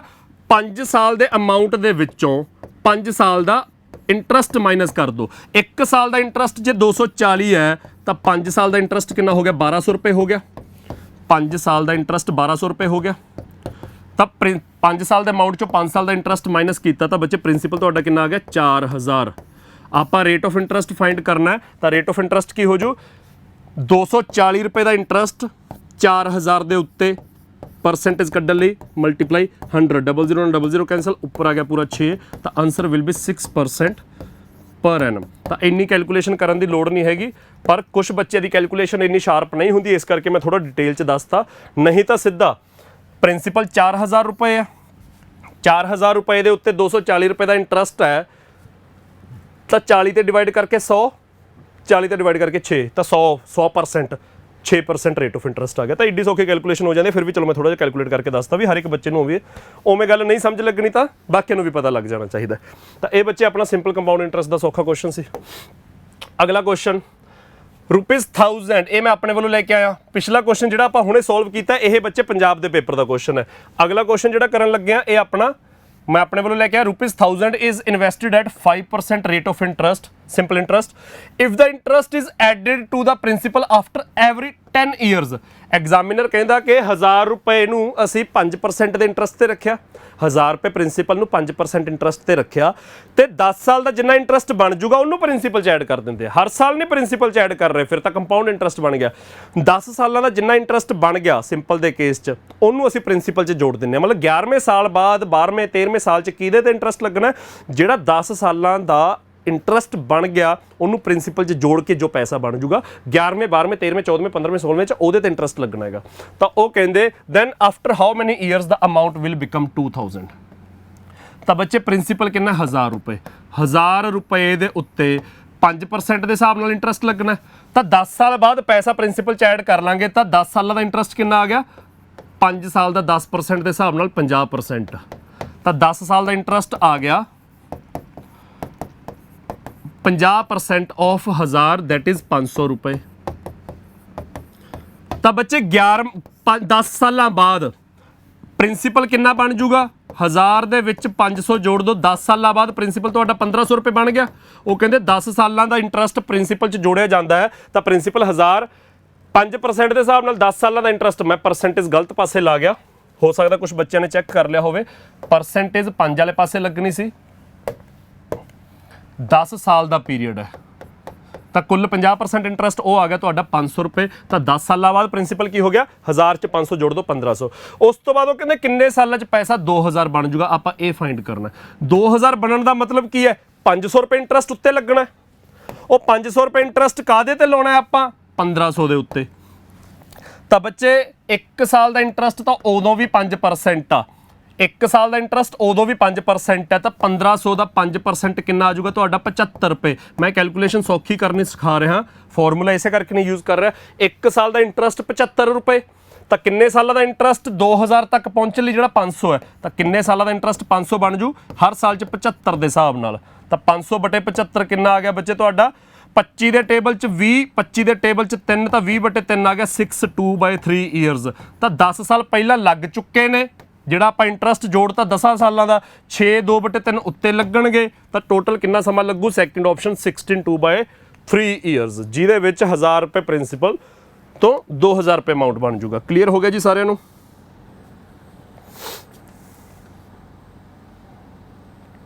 ਹਾਂਜੀ ਬੱਚੇ, ਅਗਲਾ ਕੁਐਸਚਨ ਦੇਖੋ, ਇਹ ਵੀ ਸਿੰਪਲ ਇੰਟਰਸਟ ਦਾ ਹੀ ਕੁਐਸਚਨ ਹੈ। ਇਹ ਕੁਐਸਚਨ ਤਾਂ ਮੈਂ ਆਪਣੇ ਵੱਲੋਂ ਲੈ ਕੇ ਆਇਆ, ਸਟੇਟਮੈਂਟ ਚੇਂਜ ਕਰਕੇ ਪੇਪਰ 'ਚ ਆਈ ਹੋਈ ਸਟੇਟਮੈਂਟ ਹੈ। ਮੈਂ ਮਤਲਬ ਪੇਪਰ 'ਚ ਜਿਹੜੀ ਸਟੇਟਮੈਂਟ ਆਈ ਸੀ ਉੱਥੇ 10% ਸੀ, ਬਹੁਤ ਸੌਖਾ ਹੋ ਜਾਣਾ ਸੀਗਾ, ਮੈਂ ਆਪਦੇ ਵੱਲੋਂ ਥੋੜੀ ਜਿਹੀ ਚੇਂਜ ਕਰਕੇ ਲਿਆਇਆ 61/4%। ਤੇ ਇਹ ਸਟੇਟਮੈਂਟ SSC ਦੇ ਪੇਪਰ 'ਚ ਆਈ ਹੋਈ ਹੈ, ਮੇਰੇ ਖਿਆਲ 'ਚ 2017 ਦੇ ਪੇਪਰ 'ਚ, 2016-17 ਦੇ ਟਾਈਮ ਦੀ ਗੱਲ ਆ। ਇਹ ਸਟੇਟਮੈਂਟ ਮਤਲਬ ਇਹ ਫਿਗਰ SSC ਦੇ ਪੇਪਰ 'ਚ ਆਈ ਹੋਈ ਹੈ, ਤੇ ਪੰਜਾਬ ਦੇ ਪੇਪਰ 'ਚ ਸੇਮ ਸਟੇਟਮੈਂਟ ਆਈ ਸੀ, ਥੋੜੀ ਜਿਹੀ ਸੌਖੀ ਸੀਗੀ, 10% ਲਿਖਿਆ ਸੀਗਾ, ਛੇਤੀ ਆਨਸਰ ਆ ਜਾਣਾ ਸੀਗਾ। ਐਗਜ਼ਾਮੀਨਰ ਕਹਿੰਦਾ in certain years a sum of money is doubled. ਉਹ ਕਹਿੰਦਾ ਕੁਝ ਸਾਲਾਂ 'ਚ ਪੈਸਾ ਡਬਲ ਹੋ ਗਿਆ ਟੂ ਇਟਸੈਲਫ ਐਟ 61/4% ਪਰ Ennum simple interest, then find ਦਾ ਰਿਕੁਆਇਰਡ ਟਾਈਮ। ਆਪਾਂ ਟਾਈਮ ਦੱਸਣਾ। ਤਾਂ ਐਗਜ਼ਾਮੀਨਰ ਕਹਿੰਦਾ ਕੋਈ ਪੈਸਾ ਜੇ 61/4% ਦੇ ਹਿਸਾਬ ਨਾਲ ਇੰਟਰਸਟ ਤੇ ਰੱਖਿਆ ਜਾਵੇ ਤਾਂ ਕੁਝ ਸਾਲਾਂ ਦੇ ਵਿੱਚੋਂ ਡਬਲ ਹੋ ਗਿਆ। ਤਾਂ ਆਪਾਂ ਕੁਝ ਸਾਲ n ਦੀ ਵੈਲਿਊ ਫਾਈਂਡ ਕਰਨੀ ਹੈ। ਤਾਂ ਬੱਚੇ ਪੈਸਾ ਡਬਲ ਹੋਣ ਦਾ ਮਤਲਬ ਜੇ ਇੰਟਰਸਟ ਦੇਖੀਏ ਤਾਂ ਪ੍ਰਿੰਸੀਪਲ ਤਾਂ 100% ਹੁੰਦਾ, ਪੈਸਾ ਡਬਲ ਹੋ ਗਿਆ ਯਾਨੀ ਕਿ 200% ਬਣ ਗਿਆ ਅਮਾਊਂਟ। ਪੈਸਾ ਜਦੋਂ ਡਬਲ ਹੋ ਗਿਆ ਤਾਂ ਬੱਚੇ ਅਮਾਊਂਟ ਡਬਲ ਹੁੰਦਾ ਤਾਂ ਪ੍ਰਿੰਸੀਪਲ 100% ਹੈ ਤਾਂ ਅਮਾਊਂਟ 200% ਬਣ ਗਿਆ। ਕਿੰਨਾ ਇੰਟਰਸਟ ਲੱਗ ਗਿਆ, ਕੁੱਲ 100% ਦਾ ਇੰਟਰਸਟ ਲੱਗ ਗਿਆ। ਤਾਂ ਕੁੱਲ 100% ਦਾ ਇੰਟਰਸਟ ਲੱਗ ਗਿਆ, ਪਰ ਹਰ ਸਾਲ ਤਾਂ 61/4% ਲੱਗਣਾ, 61/4% ਪਰ ਐਨਮ ਹੁੰਦਾ। ਤਾਂ ਕਿੰਨੇ ਸਾਲਾਂ ਦਾ 100 ਬਣ ਜੂਗਾ, 100/61/4। 61/4 ਨੂੰ ਤੁਸੀਂ 25/4 ਲਿਖ ਸਕਦੇ ਹੋ। ਤਾਂ ਡਿਵਾਈਡ ਬਾਈ 25 × 4, ਇਹ ਆ ਗਿਆ ਤੁਹਾਡਾ ਆਨਸਰ 16 ਈਅਰਸ।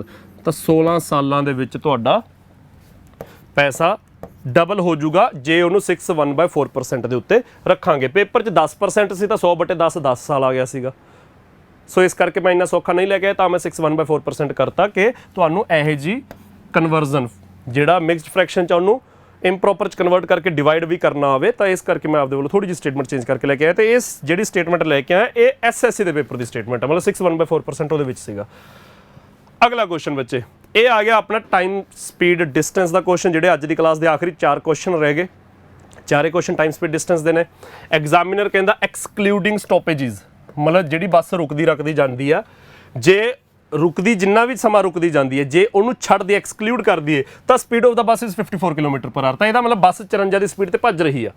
ਪਰ and including stoppages it is 45 kilometre per hour. ਪਰ ਜੇ ਉਹ ਰੁਕਦੀ ਵੀ ਜਾਂਦੀ ਆ ਤਾਂ ਉਹ 45 ਕਿਲੋਮੀਟਰ ਪਰ ਆਰ ਕਵਰ ਕਰ ਰਹੀ ਹੈ। ਫॉर ਹਾਊ ਮੈਨੀ ਮਿੰਟਸ, ਕਿੰਨੇ ਮਿੰਟਾਂ ਲਈ ਡਸ ਦਾ ਬੱਸ ਸਟਾਪ ਪਰ ਆਵਰ, 1 ਘੰਟੇ 'ਚ ਕਿੰਨੇ ਸਮੇਂ ਲਈ ਰੁਕੀ, ਇਹ ਆਪਣਾ ਕੁਐਸਚਨ ਹੈ। ਤਾਂ ਬੱਚੇ ਬੱਸ ਦੀ ਸਪੀਡ ਕਿਲੋਮੀਟਰ ਪਰ ਆਰ 'ਚ ਦਿੱਤੀ ਹੋਈ ਹੈ। ਕੁਐਸਚਨ ਤਾਂ ਮੈਂ 15 ਸਕਿੰਟਾਂ 'ਚ ਸੋਲਵ ਕਰਾ ਕੇ ਆਨਸਰ ਮਾਰਕ ਕਰ ਦੂੰਗਾ। ਥੋੜਾ ਜਿਹਾ ਐਕਸਪਲੇਨ ਕਰਨ ਲੱਗਿਆ। ਬੱਸ ਦੀ ਸਪੀਡ 54 ਕਿਲੋਮੀਟਰ ਪਰ ਆਵਰ ਦਿੱਤੀ ਹੈ। ਕਿਲੋਮੀਟਰਸ ਪਰ ਆਵਰ ਦਾ ਮਤਲਬ 1 ਘੰਟੇ 'ਚ ਇੰਨੇ ਕਿਲੋਮੀਟਰ। ਤਾਂ ਬੱਸ ਦੀ ਸਪੀਡ ਕੀ ਹੈ, ਉਹ ਘੰਟੇ ਦੇ ਵਿੱਚ 54 ਕਿਲੋਮੀਟਰ ਭੱਜ ਰਹੀ ਹੈ। ਜੇ ਨਾ ਰੁਕੇ ਤਾਂ ਘੰਟੇ 'ਚ 54 ਕਿਲੋਮੀਟਰ ਭੱਜੂਗੀ। ਪਰ ਮਾਂ ਦੀ ਧੀ ਰੁਕਦੀ ਗਈ, ਇਸ ਕਰਕੇ ਉਹਨੇ ਘੰਟੇ 'ਚ 54 ਦੀ ਥਾਂ ਤੇ ਸਿਰਫ 45 ਕਿਲੋਮੀਟਰ ਕਵਰ ਕੀਤੇ। ਤਾਂ 54 ਦੀ ਥਾਂ ਤੇ 45 ਕਿਲੋਮੀਟਰ ਕਵਰ ਕੀਤੇ, 9 ਕਿਲੋਮੀਟਰ ਦਾ ਨੁਕਸਾਨ ਕਰਾ ਲਿਆ। ਤਾਂ 9 ਕਿਲੋਮੀਟਰ ਦਾ ਨੁਕਸਾਨ ਜੋ ਵੀ ਡਿਫਰੈਂਸ ਹੈ ਡਿਵਾਈਡ ਬਾਏ ਓਰੀਜਨਲ ਸਪੀਡ 54, ਇੰਨੇ ਘੰਟਿਆਂ ਲਈ ਰੁਕੀ, ਇੰਨੇ ਘੰਟਿਆਂ ਲਈ ਰੁਕੀ। ਮਿੰਟਾਂ 'ਚ ਕਨਵਰਟ ਕਰਨਾ ਤਾਂ 60 ਗੁਣਾ ਕਰ ਦਿਓ ਜੀ। ਤਾਂ 60 ਗੁਣਾ ਕਰ ਦਾਂਗੇ। 9/54 ਕੀ ਹੁੰਦਾ, 1/6, 6 ਤੇ 60 ਆ ਗਿਆ 10 ਮਿੰਟ। ਤਾਂ ਉਹ ਬੱਚੇ ਟ੍ਰੇਨ ਜਿਹੜੀ ਵੀ ਬੱਸ ਹੈ ਇਹ 10 ਮਿੰਟਾਂ ਲਈ ਰੁਕੀ। 10 ਮਿੰਟ ਕਿਵੇਂ ਆਊਗਾ ਹਮੇਸ਼ਾ ਤੁਹਾਡਾ ਆਨਸਰ, ਬਿਨਾ ਸਟਾਪੇਜ ਤੋਂ ਉਹਦੀ ਸਪੀਡ 54 ਹੈ ਪਰ ਰੁਕ ਕੇ ਗਈ ਹੈ ਤਾਂ 45 ਕਵਰ ਕੀਤਾ। ਤਾਂ 9 ਕਿਲੋਮੀਟਰ ਖਾ ਗਈ, 9 ਖਾ ਗਈ 54 ਚੋਂ, ਤਾਂ 9/54 ਘੰਟੇ ਲਈ ਰੁਕੀ। ਪਰ ਆਪਾਂ ਮਿੰਟਾਂ 'ਚ ਆਨਸਰ ਕਰਨਾ ਤਾਂ 9/54 ਗੁਣਾ 60 ਕਰ ਦੋ, 1/6 ਦਾ 60 ਗੁਣਾ 10 ਮਿੰਟ ਆਨਸਰ ਆ ਜਾਊਗਾ। 10 ਮਿੰਟਾਂ ਲਈ ਰੁਕੀ। ਤਾਂ ਬੱਚੇ ਆਹ ਤਰੀਕਾ ਹੈਗਾ ਸਟਾਪੇजेस ਵਾਲੇ ਕੁਐਸਚਨ ਨੂੰ ਕਰਨ ਦਾ। ਪੰਜਾਬ ਦੇ ਪੁਰਾਣੇ ਪੇਪਰ ਦਾ ਕੁਐਸਚਨ ਹੈ ਇਹ, ਪੰਜਾਬ ਦੇ ਪੁਰਾਣੇ ਪੇਪਰ ਦਾ ਕੁਐਸਚਨ ਹੈ। ਇਹਦੇ ਨਾਲ ਦੇ 2-3 ਕੁਐਸਚਨ ਮੈਂ ਆਪਣੇ ਵੱਲੋਂ ਲੈ ਕੇ ਆਇਆ। ਇੱਕ ਕੁਐਸਚਨ ਸਿੱਧਾ, A train travels at an average speed of 90 kilometers per hour without any stoppages. ਬਿਨਾ ਰੁਕਿਆ ਟ੍ਰੇਨ 90 ਦੀ ਸਪੀਡ ਤੇ ਭੱਜ ਰਹੀ ਹੈ। However, its average speed decreases to 60 kilometers per hour on account of stoppages. Stoppage count ਕਰ ਲਏ ਤਾਂ ਉਹ 60 ਦੀ ਸਪੀਡ ਬਣ ਰਹੀ ਹੈ ਉਹਦੀ। So on an average, how many minutes per hour does the train stop? ਤਾਂ ਸੇਮ ਕੁਐਸਚਨ ਹੈ। ਬਿਨਾ ਰੁਕਿਆ 90 ਦੀ ਸਪੀਡ ਤੇ ਭੱਜ ਰਹੀ ਹੈ ਤਾਂ ਮਤਲਬ ਘੰਟੇ 'ਚ 90 ਕਿਲੋਮੀਟਰ ਕਵਰ ਕਰ ਦੇਣੇ ਸੀ। ਪਰ ਰੁਕ ਕੇ ਗਈ ਤਾਂ ਸਿਰਫ 60 ਹੀ ਕਵਰ ਕੀਤੇ, ਮਤਲਬ 30 ਖਾ ਗਈ। 30 ਕਿੰਨਿਆਂ ਚੋਂ ਖਾ ਗਗਈ, ਓਰੀਜਨਲ ਚੋਂ 90 ਦੇ ਵਿੱਚੋਂ। ਤਾਂ ਇੰਨੇ ਘੰਟੇ ਲਈ ਰੁਕੀ। ਇਹ ਘੰਟੇ ਆ ਗਏ। ਆਪਾਂ ਆਨਸਰ ਮਿੰਟਸ ਦੇ ਵਿੱਚ ਕਰਨਾ ਤਾਂ ਗੁਣਾ 60 ਕਰ ਦਿਓ, ਤੁਹਾਡਾ ਆਨਸਰ ਆ ਜਾਊਗਾ 30/90 ਬੱਚੇ 1/3, 3 ਤੇ 60 ਕੱਟਿਆ ਗਿਆ 20, ਆਨਸਰ ਆ ਗਿਆ 20 ਮਿੰਟਾਂ ਲਈ ਟ੍ਰੇਨ ਰੁਕੀ। ਤਾਂ ਇਹ ਬੱਚੇ ਤੁਹਾਡਾ ਕੁਐਸਚਨ ਹੈ 20 ਮਿੰਟਸ। ਤਾਂ 20 ਮਿੰਟਾਂ ਲਈ ਰੁਕੀ। ਇੰਨਾ ਸਿੰਪਲ ਕੁਐਸਚਨ ਹੈ। 10 ਸਕਿੰਟ ਲੱਗ ਨਹੀਂ ਰਹੇ। ਮੈਂ ਕਿਹਾ ਸੀਗਾ ਥੋੜਾ ਜਿਹਾ ਐਕਸਪਲੇਨ ਕਰਦਾ, ਫਿਰ 10 ਸਕਿੰਟ ਦੇ ਕੁਐਸਚਨ ਨੇ। ਮੈਨੂੰ ਆਹ ਕੁਐਸਚਨ ਕਰਵਾਉਂਦੇ ਹੋਏ ਯਾਦ ਆਇਆ ਬੱਚੇ, ਆਪਾਂ ਕੈਂਡਲਸ ਵਾਲਾ ਕੁਐਸਚਨ ਸ਼ੁਰੂ 'ਚ ਕੀਤਾ ਸੀ, ਪਹਿਲੀ ਜਾਂ ਦੂਜੀ ਕਲਾਸ 'ਚ ਕਰ ਲਿਆ ਸੀਗਾ। ਫਿਰ ਉਸ ਤੋਂ ਬਿਨਾਂ ਮੈਂ ਕੁਝ ਇੰਪੋਰਟੈਂਟ ਕੁਐਸਚਨਸ ਵਿੱਚ ਕਰਵਾਉਂਦਾ ਗਿਆ। ਹੁਣ ਮੈਨੂੰ ਆਹ ਕੁਐਸਚਨ ਕੁਐਸਚਨ ਕਰਵਾਉਂਦੇ ਹੋਏ ਯਾਦ ਆਇਆ ਕਿ ਟਾਈਮ ਸਪੀਡ ਡਿਸਟੈਂਸ ਦੇ ਵਿੱਚ ਬੁਲੇਟਸ ਵਾਲਾ ਕੁਐਸਚਨ ਬਣਦਾ ਹੁੰਦਾ ਵੀ ਇੱਕ ਥਾਂ ਤੋਂ ਖੜ ਕੇ 2 ਫਾਇਰ ਕੱਢੇ ਗਏ। ਪਹਿਲਾਂ ਇੱਕ ਫਾਇਰ ਕੱਢਿਆ, ਫਿਰ 18 ਮਿੰਟ ਬਾਅਦ ਦੂਜਾ ਫਾਇਰ ਕੱਢਿਆ ਜਾਂ 10 ਮਿੰਟ ਬਾਅਦ ਦੂਜਾ ਫਾਇਰ ਕੱਢਿਆ। ਤਾਂ ਜੇ ਫਾਇਰ 18 ਮਿੰਟ ਬਾਅਦ ਕੱਢੇ ਤਾਂ ਜਿੱਥੇ ਵੀ ਫਾਇਰ ਲੰਘਣਗੇ 18 ਮਿੰਟ ਦੇ ਗੈਪ ਤੇ ਲੰਘਣਗੇ। ਪਰ ਇੱਕ ਬੰਦਾ ਇਸ ਪੋਜੀਸ਼ਨ ਵੱਲ ਜਿੱਥੋਂ ਫਾਇਰ ਕੱਢੇ ਨੇ ਇੱਧਰ ਆ ਰਿਹਾ ਸੀ ਤਾਂ ਉਹਨੂੰ ਉਹ 18 ਦੀ ਥਾਂ ਤੇ 16.5 ਮਿੰਟਾਂ ਬਾਅਦ ਸੁਣੇ। ਆਹ ਕੁਐਸਚਨ ਆਪਣੇ ਮਤਲਬ ਬੁਲੇਟਸ ਵਾਲੇ ਕੁਐਸਚਨ ਹੁੰਦੇ ਆ। ਤਾਂ ਕਿਸੇ ਕਲਾਸ ਦੇ ਵਿੱਚ ਮੈਂ ਬੁਲੇਟਸ ਵਾਲੇ ਕੁਐਸਚਨ ਵੀ ਕਰਵਾਊਂਗਾ। ਤਾਂ ਮਤਲਬ ਪੰਜਾਬ ਦੇ ਮੈਂ ਪੇਪਰ ਫਰੋਲ ਰਹਾਂਗਾ। ਬੁਲੇਟਸ ਵਾਲਾ ਕੁਐਸਚਨ ਸੌਖਾ ਕੁਐਸਚਨ ਨਹੀਂ ਹੈਗਾ, ਪਰ ਜੇ ਕਨਸੈਪਟ ਸਮਝ ਆ ਗਿਆ ਕਿ ਕਿਵੇਂ ਕਰਨਾ, ਜਿੰਨੇ ਕ ਟਾਈਮ 'ਚ ਇਹ ਹੋ ਗਿਆ, ਚਲੋ ਇੰਨੇ ਤਾਂ ਨਹੀਂ, ਇਹ ਤਾਂ 10 ਸਕਿੰਟਾਂ 'ਚ ਹੋ ਗਿਆ, ਉਹ 25 ਤੋਂ 30 ਸਕਿੰਟਾਂ 'ਚ ਹੋਣ ਵਾਲਾ ਕੁਐਸਚਨ ਹੈ। ਤਾਂ ਈਜ਼ੀ ਕੁਐਸਚਨ ਨਹੀਂ ਹੈਗਾ, ਟਫ ਹੈ, ਲੈਂਥੀ ਹੈ, ਪਰ ਜੇ ਸਮਝ ਗਏ ਤੇ ਕਰਨਾ ਕਿਵੇਂ ਇਹ ਪਤਾ ਲੱਗ ਗਿਆ, ਕੱਢਣ ਪਾਉਣ ਨੂੰ ਉਸ ਕੁਐਸਚਨ 'ਚ ਵੀ ਕੁਛ ਨਹੀਂ ਰਹਿਣਾ। ਤਾਂ ਉਹ ਮੈਂ ਕੁਐਸਚਨ ਕਿਸੇ ਕਲਾਸ 'ਚ ਲੈ ਕੇ ਆਉਂਗਾ ਜੇ ਮੈਨੂੰ ਕਿਸੇ ਪੇਪਰ 'ਚ ਦਿਖਦਾ ਹੈਗਾ। ਅਗਲਾ ਕੁਐਸਚਨ ਦੇਖੋ ਬੱਚੇ, ਅ ਮੈਨ ਰਾਈਡਸ। ਇਹ ਬੱਚੇ ਮੈਂ ਆਪਦੇ ਵੱਲੋਂ ਕੁਐਸਚਨ ਲੈ ਕੇ ਆਇਆ। ਜਿਹੜਾ ਪਹਿਲਾ ਕੁਐਸਚਨ ਕੀਤਾ ਸਟਾਪੇजेस ਵਾਲਾ, ਇਹ ਪੇਪਰ ਦਾ ਕੁਐਸਚਨ ਹੈ। ਇਹ ਸਟਾਪੇजेस ਵਾਲਾ ਕੁਐਸਚਨ ਮੈਂ ਆਪਣੇ ਵੱਲੋਂ ਲੈ ਕੇ ਆਇਆ। ਇਸ ਤੋਂ ਬਾਅਦ ਇਹ ਥੋੜਾ ਜਿਹਾ ਡਿਫਰੈਂਟ ਟਾਈਪ ਦਾ ਕੁਐਸਚਨ ਹੈ, ਇਹ ਵੀ ਮੈਂ ਆਪਣੇ ਵੱਲੋਂ ਲੈ ਕੇ ਆਇਆ। ਤੇ ਇਹ ਅੱਜ ਦੀ ਕਲਾਸ ਦਾ ਆਖਰੀ ਕੁਐਸਚਨ ਹੈ, ਇਹ ਵੀ ਮੈਂ ਆਪਣੇ ਵੱਲੋਂ ਲੈ ਕੇ ਆਇਆ। ਤਾਂ ਆਹ 2 ਕੁਐਸਚਨ ਜਿਹੜੇ ਰਹਿ ਗਏ, ਇਹ ਦੋਨੇ ਇੱਕੋ ਜਿਹੇ ਨੇ। ਇਹ ਮੈਂ ਆਪਣੇ ਵੱਲੋਂ ਲੈ ਕੇ ਆਇਆ। ਕੁਐਸਚਨ ਕੀ ਹੈ, a man rides at the rate of 18 kilometre per hour. ਕੋਈ ਬੰਦਾ ਘੋੜਸਵਾਰੀ ਕਰ ਰਿਹਾ 18 ਦੀ ਸਪੀਡ ਤੇ, but stops for 6 minutes to change the horses at the end of every 7th kilometre. ਉਹ 18 ਦੀ ਸਪੀਡ ਤੇ ਭੱਜ ਰਿਹਾ ਹੈ, ਪਰ ਹਰ 7 ਕਿਲੋਮੀਟਰਾਂ ਦੇ ਬਾਅਦ 6 ਮਿੰਟ ਲਈ ਰੁਕ ਰਿਹਾ ਕਿ ਘੋੜੇ ਬਦਲਨੇ ਉਹਨੇ। ਐਗਜ਼ਾਮੀਨਰ ਕਹਿੰਦਾ find the time that he will take to cover a distance of 90 kilometre. ਤਾਂ 90 ਕਿਲੋਮੀਟਰ ਤੱਕ ਉਹਨੇ ਭੱਜਣਾ ਹੈ, ਕਿੰਨੇ ਟਾਈਮ ਦੇ ਵਿੱਚ ਪਹੁੰਚੂਗਾ। ਹੁਣ ਦੇਖੋ ਡਿਸਟੈਂਸ ਕਿੰਨਾ ਕਵਰ ਕਰਨਾ ਹੈ, 90 ਕਿਲੋਮੀਟਰ। ਕਿਹੜੀ ਸਪੀਡ ਤੇ, 18 ਦੀ ਸਪੀਡ ਤੇ। ਜੇ ਭਾਈ ਸਾਹਿਬ ਜਮਾ ਨਾ ਰੁਕਣ, ਆ ਜਿਹੜਾ 7 ਕਿਲੋਮੀਟਰ ਬਾਅਦ ਉਹਨੂੰ ਮੌਤ ਪੈਂਦੀ ਹੈ ਰੁਕਣ ਵਾਲੀ, ਜੇ ਇਹ ਨਾ ਰੁਕੇ ਤਾਂ 90 ਕਿਲੋਮੀਟਰ 18 ਦੀ ਸਪੀਡ ਤੇ 5 ਘੰਟੇ ਲੱਗੇ। ਡਿਸਟੈਂਸ ਅਪੌਨ ਸਪੀਡ 90/18 5 ਘੰਟੇ ਲੱਗੇ। ਪਰ ਉਹ ਕੁਛ ਸਮਾਂ ਰੁਕ ਵੀ ਰਿਹਾ ਨਾ, ਸਿਰਫ ਚੱਲ ਨਹੀਂ ਰਿਹਾ, ਰੁਕ ਵੀ ਰਿਹਾ। ਹਰ 7 ਕਿਲੋਮੀਟਰਾਂ ਦੇ ਬਾਅਦ 6 ਮਿੰਟ ਲਈ ਰੁਕ ਰਿਹਾ। ਤਾਂ ਬੱਚੇ ਉਹਦਾ ਟੋਟਲ ਟਾਈਮ ਕੀ ਹੋਊਗਾ? ਉਹਦਾ ਟੋਟਲ ਟਾਈਮ ਹੋਊਗਾ ਟਰੈਵਲ ਕਰਨ ਵਾਲਾ ਟਾਈਮ ਪਲੱਸ ਰੁਕਣ ਵਾਲਾ ਟਾਈਮ। ਤਾਂ ਉਹਦਾ ਬੱਚੇ ਜਿਹੜਾ ਆਪਾਂ ਟੋਟਲ ਟਾਈਮ ਫਾਈਂਡ ਕਰਨਾ ਹੈ ਕਿ 90 ਕਿਲੋਮੀਟਰ ਉਹਨੇ ਕਵਰ ਕਰਨਾ ਹੈ, ਤਾਂ ਉਹ ਟੋਟਲ ਟਾਈਮ ਕੀ ਹੋਊਗਾ? ਟਰੈਵਲ ਕਰਨ ਵਾਲਾ ਟਾਈਮ ਪਲੱਸ ਰੁਕਣ ਵਾਲਾ ਟਾਈਮ। ਟਰੈਵਲ ਕਰਨ ਵਾਲਾ ਟਾਈਮ ਤਾਂ ਸਾਰਿਆਂ ਨੂੰ ਪਤਾ ਹੈ, 90 ਕਿਲੋਮੀਟਰ 18 ਦੀ ਸਪੀਡ ਤੇ 5 ਘੰਟੇ ਲੱਗੇ। ਬੱਚੇ ਟਰੈਵਲ ਕਰਨ ਵਾਲੇ ਟਾਈਮ 'ਚ ਤਾਂ ਕਿਸੇ ਨੂੰ ਕੋਈ ਸ਼ੱਕ ਨਹੀਂ ਹੈਗਾ 5 ਘੰਟੇ ਲੱਗੇ। ਰੁਕਣ ਵਾਲਾ ਸਮਾਂ ਕੀ ਹੈ? ਹਰ 7 ਕਿਲੋਮੀਟਰ ਬਾਅਦ ਰੁਕ ਰਿਹਾ ਹੈ 6 ਮਿੰਟਾਂ ਦੇ ਲਈ। ਤਾਂ ਯਾਰ ਜੇ ਉਹ ਇੱਕ ਵਾਰੀ ਰੁਕੇ ਤਾਂ 6 ਮਿੰਟ ਲਈ ਰੁਕੂਗਾ, ਜੇ ਉਹ 2 ਵਾਰੀ ਰੁਕੇ ਤਾਂ 12 ਮਿੰਟਾਂ ਲਈ ਰੁਕੂਗਾ, ਜੇ ਉਹ 5 ਵਾਰੀ ਰੁਕੇ ਤਾਂ 30 ਮਿੰਟਾਂ ਲਈ ਰੁਕੂਗਾ। ਇਹੀ ਹੈ ਨਾ। ਤਾਂ ਕਿੰਨੀ ਵਾਰੀ ਰੁਕੂਗਾ? 90 ਕਿਲੋਮੀਟਰ ਕਵਰ ਕਰਨਾ ਹੈ ਤੇ ਹਰ 7 ਕਿਲੋਮੀਟਰ ਬਾਅਦ ਰੁਕ ਰਿਹਾ ਹੈ। ਤਾਂ 90 ਚ ਕਿੰਨੇ 7 ਆਉਂਦੇ ਆ? 90 ਦੇ ਵਿੱਚ ਕਿੰਨੇ 7 ਆਉਂਦੇ ਆ? ਵੈਸੇ ਮੈਂ ਬੱਚਿਆਂ ਵਾਲੀ ਗੱਲ ਕਰ ਰਿਹਾ, ਸਾਰਿਆਂ ਨੂੰ ਟੇਬਲ ਆਉਂਦਾ 7 ਦਾ। 90 ਦੇ ਵਿੱਚ 7 ਦਾ ਮਲਟੀਪਲ ਆਉਂਦਾ 84, 12ਵਾਂ ਮਲਟੀਪਲ। ਤਾਂ ਬੱਚੇ ਜੇ 7 ਕਿਲੋਮੀਟਰ ਹੋ ਗਏ ਤਾਂ ਇੱਕ ਵਾਰੀ ਰੁਕੂ, 14 ਚ 2 ਵਾਰੀ ਰੁਕੂ, 21 ਚ 3 ਵਾਰੀ, 28 ਚ 4 ਵਾਰੀ, 35 ਚ 5 ਵਾਰੀ, 42 ਚ 6 ਵਾਰੀ। ਇਸ ਤਰ੍ਹਾਂ 90 ਦੇ ਵਿੱਚ 7 ਦਾ ਕਿਹੜਾ ਮਲਟੀਪਲ ਹੈ? 84, 12ਵਾਂ ਮਲਟੀਪਲ ਹੈ। ਤਾਂ ਭਾਈ ਸਾਹਿਬ 12 ਵਾਰੀ ਰੁਕਣਗੇ। ਤਾਂ 12 ਵਾਰੀ ਰੁਕ ਕੇ ਉਹ ਕਿੰਨਾ ਸਮਾਂ ਰੁਕਣਗੇ? ਇੱਕ ਗੇੜੇ 'ਚ 6 ਮਿੰਟ ਲਈ ਰੁਕਦਾ ਤਾਂ 12 ਵਾਰੀ ਰੁਕਣ ਤੇ ਉਹ 72 ਮਿੰਟ ਲਈ ਰੁਕਿਆ। ਤਾਂ ਉਹਨੂੰ ਟੋਟਲ ਕਿੰਨਾ ਟਾਈਮ ਲੱਗਿਆ? ਉਹਨੂੰ ਟੋਟਲ ਲੱਗਿਆ 5 ਘੰਟੇ ਤੋਂ 72 ਮਿੰਟ ਉੱਤੇ। 72 ਮਿੰਟਾਂ ਨੂੰ ਬੱਚੇ ਮੈਂ 1 ਘੰਟਾ ਤੇ 12 ਮਿੰਟ ਕਹਿ ਸਕਦਾ। ਇਹ ਹੋਰ ਸੌਖਾ ਕਰ ਲਿਆ। 72 ਨੂੰ ਮੈਂ 1 ਘੰਟਾ 12 ਮਿੰਟ ਕਹਿ ਸਕਦਾ, ਤਾਂ ਉਹਨੂੰ ਟੋਟਲ ਕਿੰਨਾ ਟਾਈਮ ਲੱਗਿਆ? 5 ਘੰਟੇ ਤੋਂ ਇੰਨਾ ਉੱਤੇ 6 ਘੰਟੇ ਤੇ 12 ਮਿੰਟ। ਆਹਾ ਕੁਐਸਚਨ ਹੈ ਬੱਚੇ। ਇਹ ਕੁਐਸਚਨ ਵੀ ਬਹੁਤ ਈਜ਼ੀ ਹੋ ਜੂ। 6 ਘੰਟੇ 12 ਮਿੰਟ ਚੌਥਾ ਆਪਸ਼ਨ ਹੈ ਸਾਡਾ। ਤਾਂ ਜੇ ਉਹ ਹਰ 7 ਕਿਲੋਮੀਟਰ ਬਾਅਦ 6 ਮਿੰਟ ਲਈ ਰੁਕ ਰਿਹਾ ਹੈ ਤਾਂ 18 ਦੀ ਸਪੀਡ ਤੇ 90 ਕਿਲੋਮੀਟਰ, ਤਾਂ ਬੱਚੇ ਟੋਟਲ ਟਾਈਮ ਕੀ ਹੋਊਗਾ? ਉਹਦਾ ਭੱਜਣ ਦਾ ਟਾਈਮ, ਉਹਦਾ ਰੁਕਣ ਦਾ ਟਾਈਮ। ਭੱਜਣ ਦਾ ਤਾਂ ਸਾਰਿਆਂ ਨੂੰ ਪਤਾ ਵੀ 90 ਕਿਲੋਮੀਟਰ 18 ਦੀ ਸਪੀਡ ਤੇ ਹੀ ਕਵਰ ਕਰਨੇ, ਤਾਂ 90/18 5 ਘੰਟੇ ਤਾਂ ਲੱਗਣਗੇ ਹੀ ਲੱਗਣਗੇ। ਫਿਰ ਹਰ 7 ਕਿਲੋਮੀਟਰ ਬਾਅਦ 6 ਮਿੰਟ ਲਈ ਰੁਕ ਰਿਹਾ, ਤਾਂ ਜਿੰਨੀ ਵਾਰੀ ਰੁਕਿਆ ਉਨੀ ਵਾਰੀ 6 ਮਿੰਟ। ਤਾਂ ਕਿੰਨੀ ਵਾਰੀ ਰੁਕਿਆ ਉਹ ਆਪਾਂ ਦੇਖ ਲਿਆ ਵੀ 90 ਦੇ ਵਿੱਚ 7 ਕਿਲੋਮੀਟਰ ਕਿੰਨੀ ਵਾਰੀ ਆਉਂਦੇ ਆ? 90 ਦੇ ਵਿੱਚ 7 ਕਿਲੋਮੀਟਰ ਆਉਂਦੇ ਆ 12 ਵਾਰੀ। ਤਾਂ ਉਹ 12 ਵਾਰੀ ਰੁਕਿਆ ਤਾਂ 12 × 6 ਹਰ ਵਾਰੀ 6 ਮਿੰਟ ਲਈ 84 ਮਿੰਟ 72 ਮਿੰਟ ਲਈ ਰੁਕਿਆ, ਯਾਨੀ ਕਿ 1 ਘੰਟਾ 12 ਮਿੰਟ ਲਈ ਰੁਕਿਆ। ਤਾਂ ਕੁੱਲ ਸਮਾਂ 6 ਘੰਟੇ 12 ਮਿੰਟ। ਇਹ ਅੱਜ ਦੀ ਕਲਾਸ ਦਾ ਸੈਕਿੰਡ ਲਾਸਟ ਕੁਐਸਚਨ ਸੀ। ਅਗਲਾ ਆਖਰੀ ਕੁਐਸਚਨ ਬਿਲਕੁਲ ਸੇਮ ਕੁਐਸਚਨ, ਮਿਲਦਾ ਜੁਲਦਾ ਸਟੇਟਮੈਂਟ ਚੇਂਜ ਕਰਕੇ। A man rides his vehicle at the rate of 36 kilometers per hour but stops for 12 minutes to change the parts at the end of every 14th kilometer. What will be the time taken to cover a distance of 90 kilometer? ਇਹ 'ਚ ਵੀ 90 kilometre ਹੀ cover ਕਰਨੇ ਨੇ। ਤਾਂ ਬੱਚੇ total ਕਿੰਨਾ time ਲੱਗੂਗਾ ਉਹਨੂੰ 90 kilometre cover ਕਰਨ ਦੇ ਲਈ?